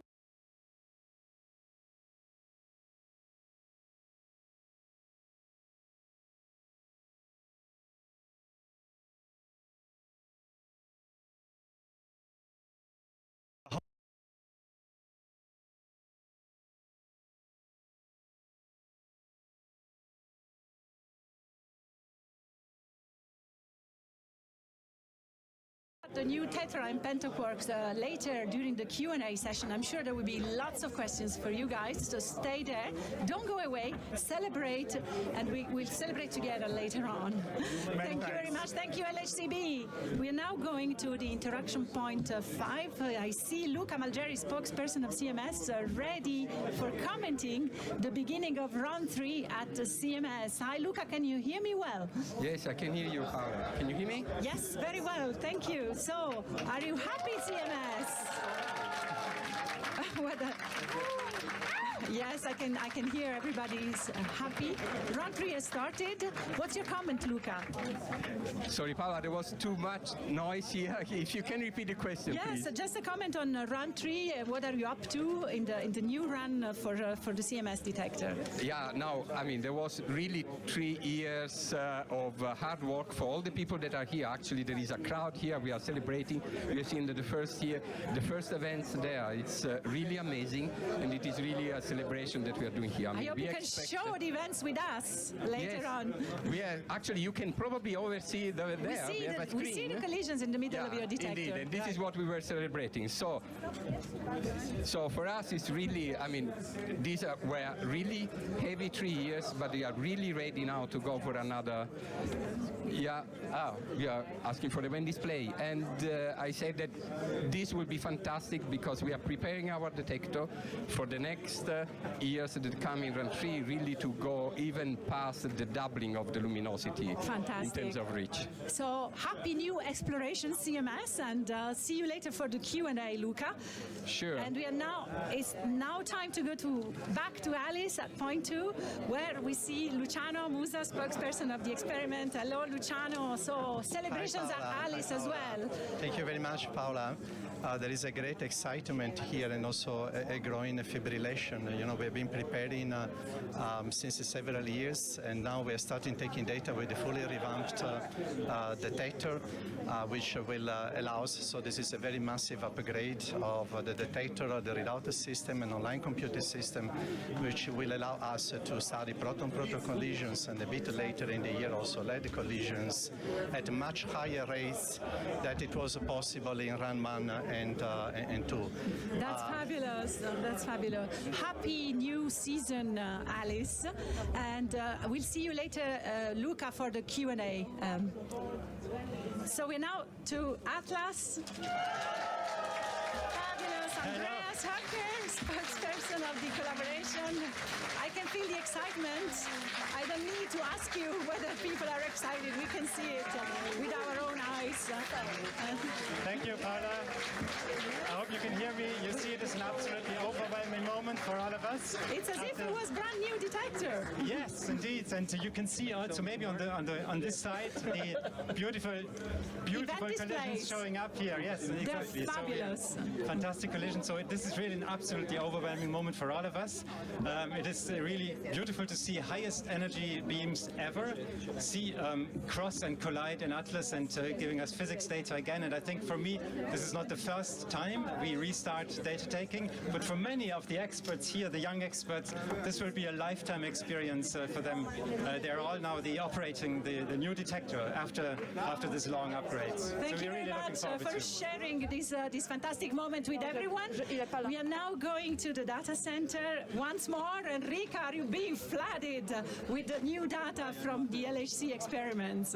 Absolutely. The data is coming in fast and furious from the collisions in the LHC experiments and the detectors.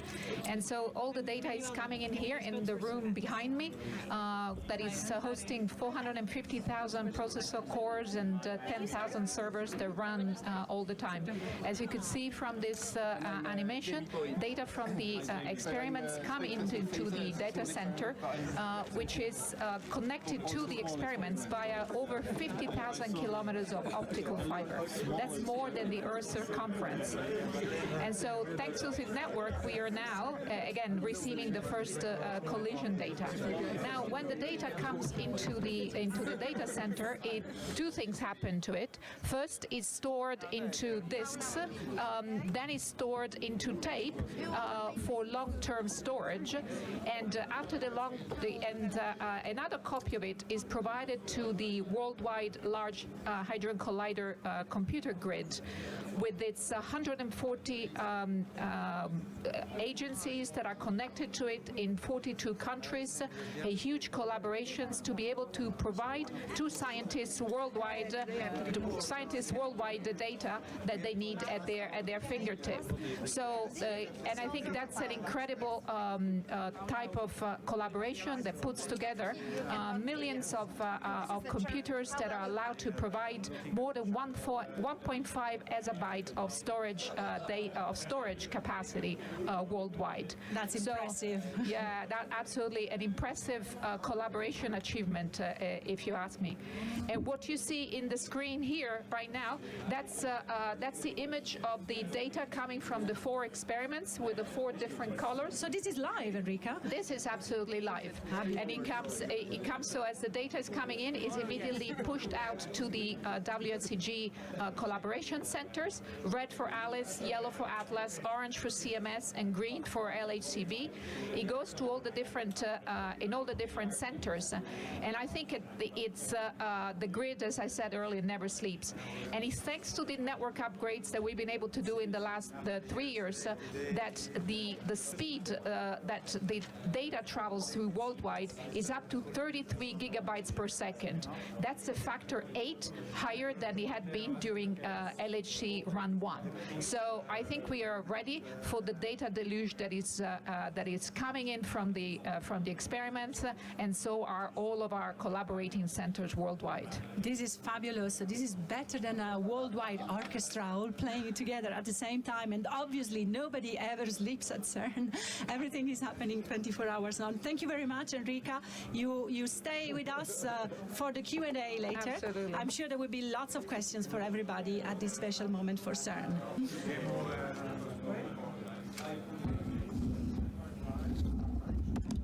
Champagne. So there we are, we're back in the control room, and we've got the champagne bottle ready for the world record highest energy collisions. Just waiting for this to be shared out with the team that's managed to put everything in place. So we got the best of any possible scenarios. The feat was accomplished before 5. In less than an hour. Less than an hour, and you well deserve this bottle of champagne. We are now concluding the multi-language live. We continue in English with the Q&A session. Around the table we will have the Director General, the Accelerator Director, all the representatives from the LHC experiments, representative from Knowledge Transfer, and in remote, the spokesperson of the LHC experiments and the IT department leader. So I welcome everyone to continue sending questions to our dream team, the social media team that will send them in to myself, and will moderate. I will moderate this Q&A with the directors and the representatives of the experiment. So we're now going to see the highlights of the day. Before we start the Q&A, I take this time to thanks very warmly and very dearly Rodri Jones, who helped me interpret what was happening and commenting and explaining. Thank you, Rodri. Thanks, Paula. It's been a wonderful afternoon. Thank you.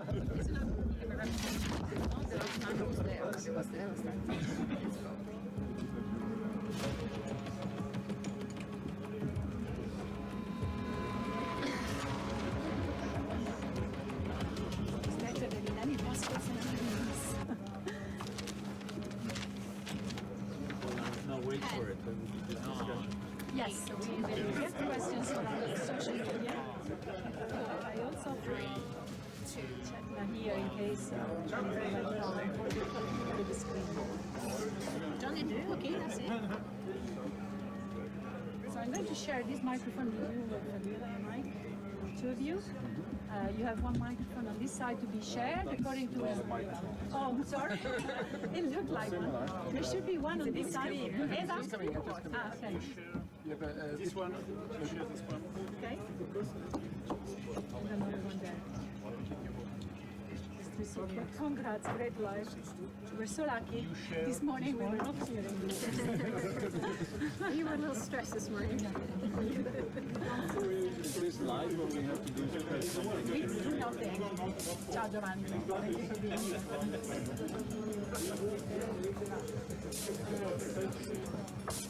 This is the VNR that is going to be given to the press together with images of today.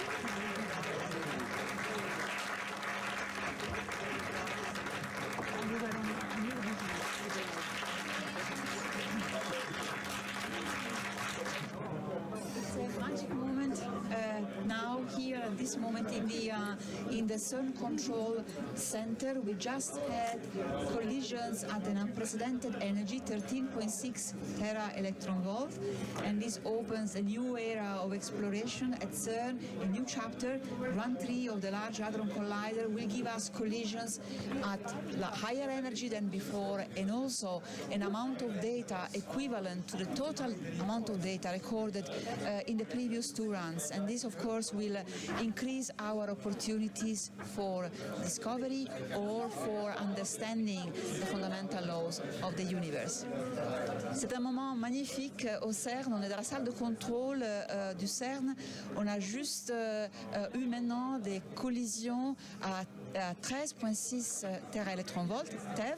C'est une énergie sans précédent et c'est le début du run 3 du LHC qui ouvre un nouveau chapitre dans l'histoire du CERN. Plus d'énergie, plus de collisions et donc plus de possibilités de découvrir de la nouvelle physique ou au moins de pouvoir affronter les questions ouvertes en physique fondamentale. Siamo nella sala di controllo del CERN, abbiamo appena visto collisioni a energie senza precedenti, 13,6 teraelectronvolt.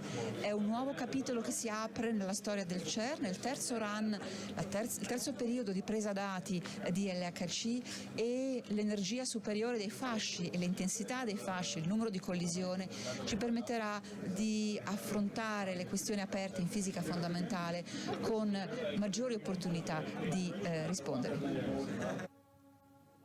And here we are, we're starting a Q&A session following a fabulous live. It's unbelievable, in less than an hour, we brought the beams to colliding for the first time, and the detector switched on. It's better than any wild dream that I could have. Fabiola, you commented right now, it's a new adventure that is starting for particle physics. Yes, absolutely, it's a new chapter. Every new run is a new chapter, but this one in particular, because there is an increase of energy, an increase in number of collisions, and more data, more energy means more, increased opportunities for measuring the Higgs boson, finding new physics, and in general addressing the open questions. And I would like to say that I've seen the start of 3 different runs, and every time is a big emotion. So also today there was a lot of excitement here in the control room.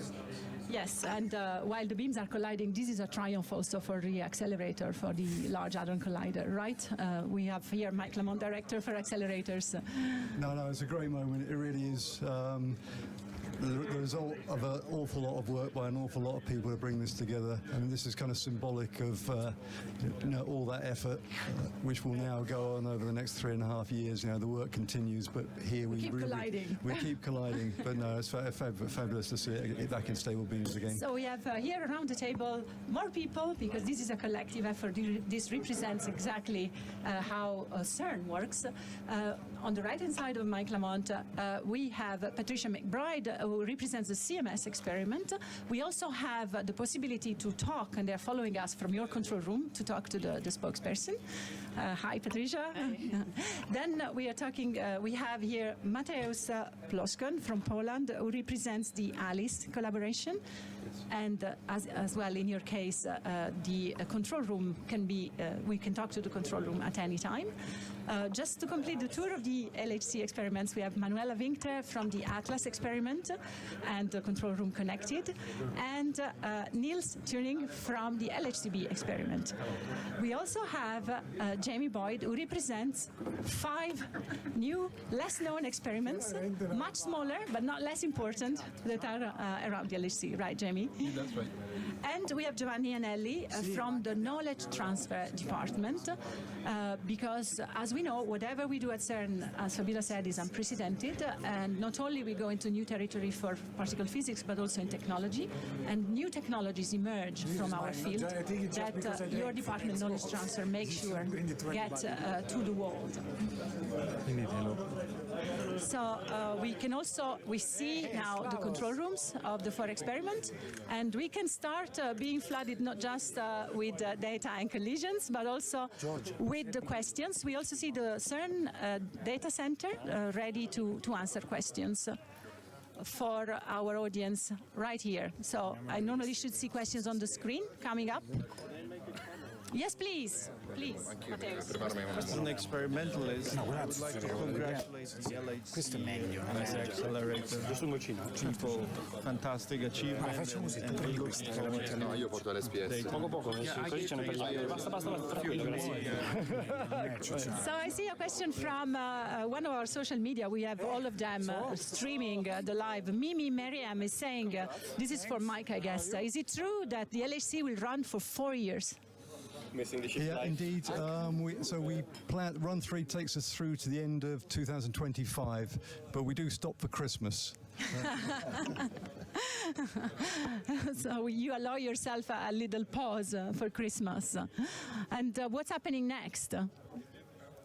What's happening next is, well, we're getting into business as usual. So at the moment, today, we had 3 bunches per beam. The target is around 2,500. So over the next few weeks, we're going to step up gradually the number of bunches per beam. When we get to the full complement, this is going to be the equivalent of a TGV going at 190 kilometers an hour, the energy in the beam. So we really have to be very careful as we do this staged increase in the intensity. So that's going to keep us busy for the next month or so. Yeah. I now have a question for all of the LHC experiments. Now there is a question from Ronald Repice. The host of podcast, Dr. Ronan Filter, this is a nickname for, what are the practical application of this collision? And Giovanni, maybe not just of the collision, but of yeah, indeed. So this is a great example of, how we work at CERN. To achieve the beautiful results of today, we push the limit of technology development, and all the technology that we develop at CERN can be used in other fields. So this is just one example of the physics that we do allows us to develop technologies which can be used in fields like medical. So we have concrete application of accelerator technologies in hadron therapy to cure cancer or production of radioisotopes. Then we have detector technology which can also be used in medicine, and there are many, many examples. So I would say there are plenty of practical applications which come from the fact that we constantly develop new technologies in the field of accelerator, detector, and computing, which can be used in other fields. What I was asking is, yesterday we were celebrating 10 years of the Higgs boson discovery, especially for ATLAS and CMS. Are you expecting to see more Higgs or anything similar to Higgs? Patricia? We're expecting to see lots more Higgs and be able to do very precision measurements to understand what the Higgs is, what it's telling us about nature, and we're really looking forward to it for Run 3. Manuela. It's a really exciting time because 10 years ago, the Higgs didn't really exist. We didn't know about it. And then we discovered it. And then we make precision measurements. And now we're actually using it as a tool to look for new physics. So it's become our workhorse now for what might be the next discoveries at the LHC. I will now go to Alice. What are your expectations from RAN 3? We have made a fantastic progress in reshaping our detector into a very new device, so the time is extremely exciting for us. With the new device came also a new physics program, focused on very heavy quarks, plowing through what we call quark-gluon plasma, a state of matter that we think existed very early after Big Bang, and we're trying to understand how it works, what the microscopic structure of that matter is. Thank you, Matthias. And Niels, today you just announced that the LHCb collaboration has discovered 3 new exotic quarks before the start of RAN 3. Amazing. We continue to discover new things every day, and indeed today we have this new state of matter with not 2 or 3 quarks, but 4 and 5 quarks. So that's something which we are still trying to understand, how these quarks bind together, and it's similar to what happened in the 60s when we first started this whole venue. Of particle physics, Of particle physics. Yeah. And now for us particularly, this restart of the LHC will allow us to collect much more data. We replaced our total system, all detectors are new. We read out much more data, so with 10 times more data we think we can, even the most rare processes, we can study much better in the next coming years. You call these quarks exotic? Yo, what's up guys? I am finally back. You know, I've been streaming for the past 2 fucking hours, and who wants to play some Arsenal with me? Alright, I am going over here to my YouTube and I am posting the private server in my chat right now. Who's ready to be very epic and 1v1 me? Feel like my Wi-Fi is going out right now. Oh my. Process it. Join my roblox. The stream got boring. Join my Roblox game, the stream got boring.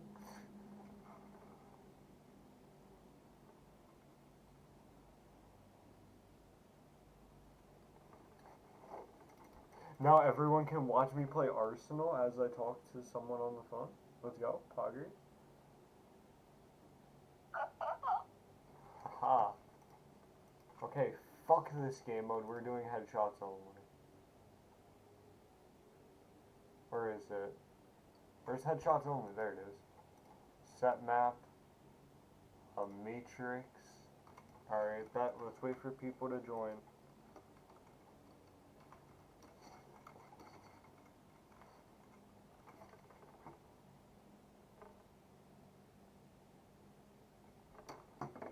I think everyone just left my stream, to be honest. No, I still have 11 viewers. Let's go, Poggers.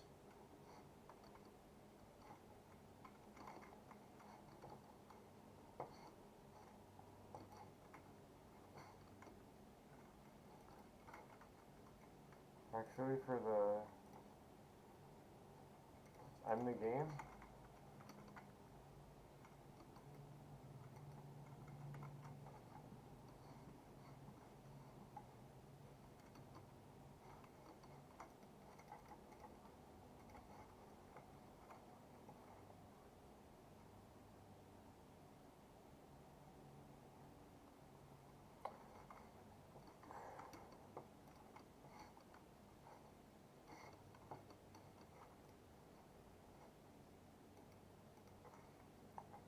Okay, now I can actually turn my game sound up.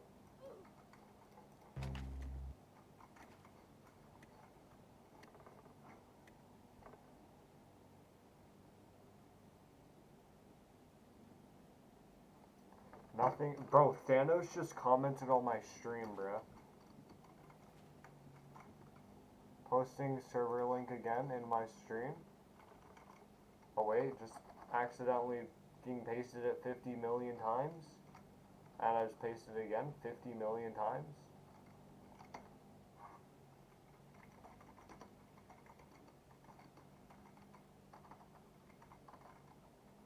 Someone join on board.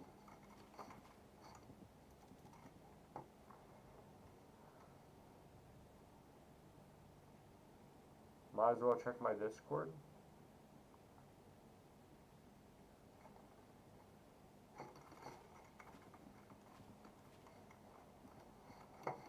Someone actually joined, bruh.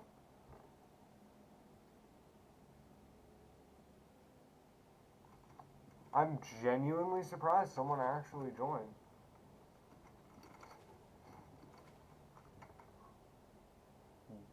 They're alone. Oh god, this guy looks like a goat, bruh.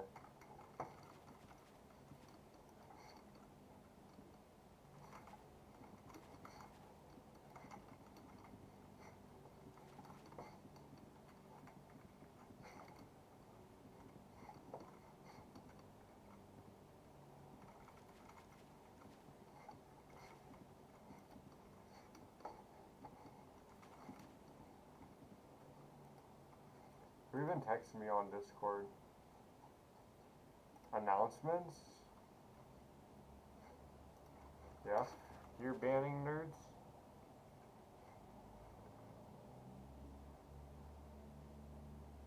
Someone unsubscribed from me.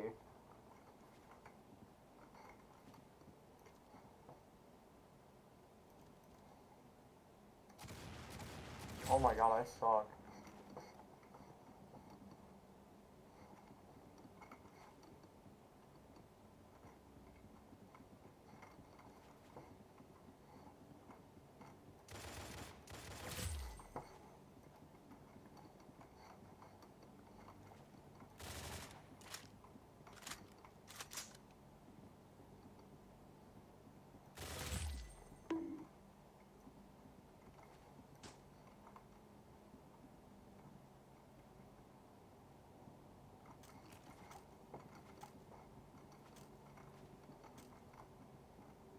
What did you just send me? That's witchcraft. But third friend. Okay. Oh. That's what we're talking in advance. Gotta open back up my live stream. I have one viewer now. I have one viewer. That's a lot, dude. And do you want to know who that one viewer is? Myself. Someone unsubscribed from me too.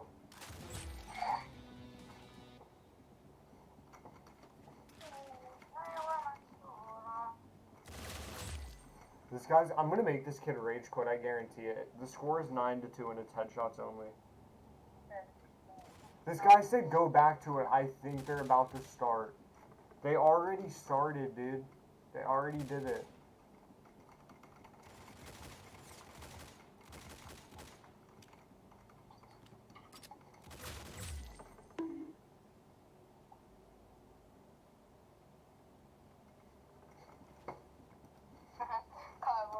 What? At FaceTime? I bet. Bruh, is that you?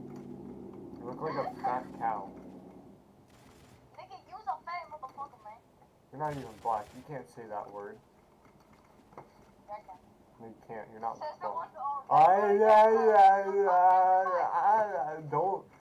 Don't expose me on stream. Don't. No. Can't go butterball farming. Niggas are crazy with grandma days. You see, nigga, that kid with puppets. Fuck shit on the ground.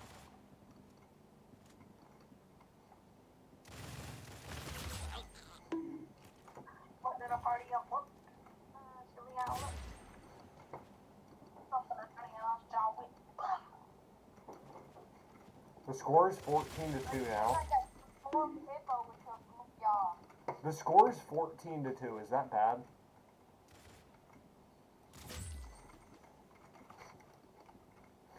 Now it's 16-2. Respect. I am making it as an Arsenal creator, bro. I have a whole 48 subs. Kyle. What? Look. Let me go back to stream. Not stream. Tell me when you're looking. Tell me when you're looking.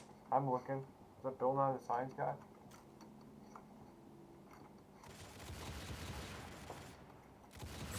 See that? Yeah. You know what those are, right? Yeah.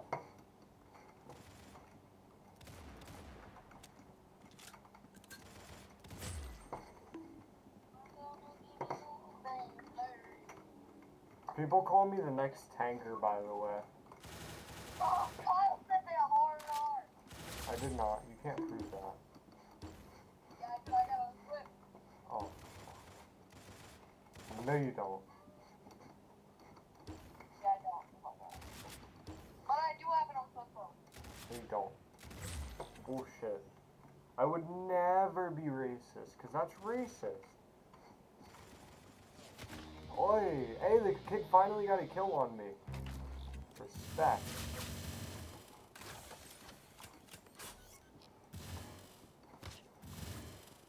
You wanna see what would have happened if atoms would have actually touched each other? Yeah, that would have just happened.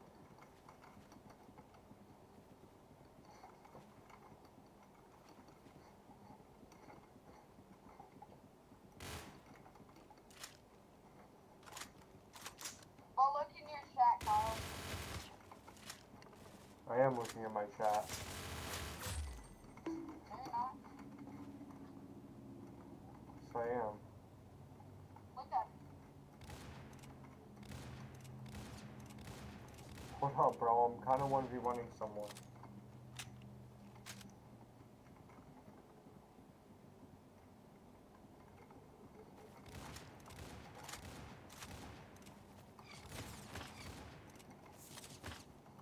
Yeah, you didn't say anything. Whose chat are you in, bruh? Cause you ain't in mine. Yeah.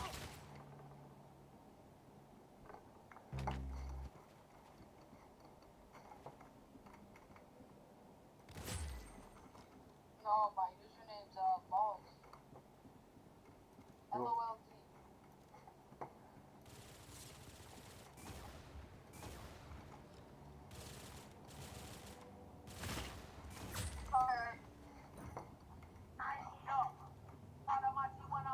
Can you not play copyright music?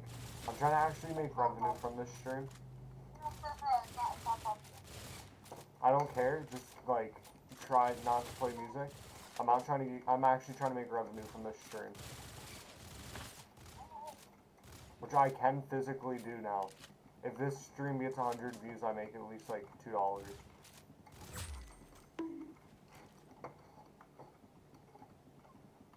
If you didn't know that.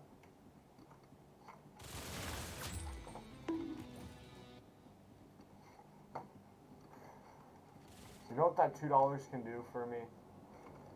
Huh? You know what that $2 can do for me? Absolutely nothing. But still, $2 is $2. You know what?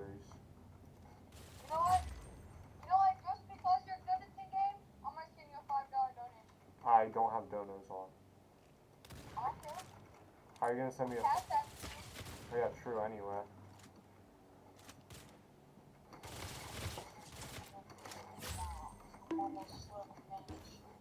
There's no way I kill this man with a backstab.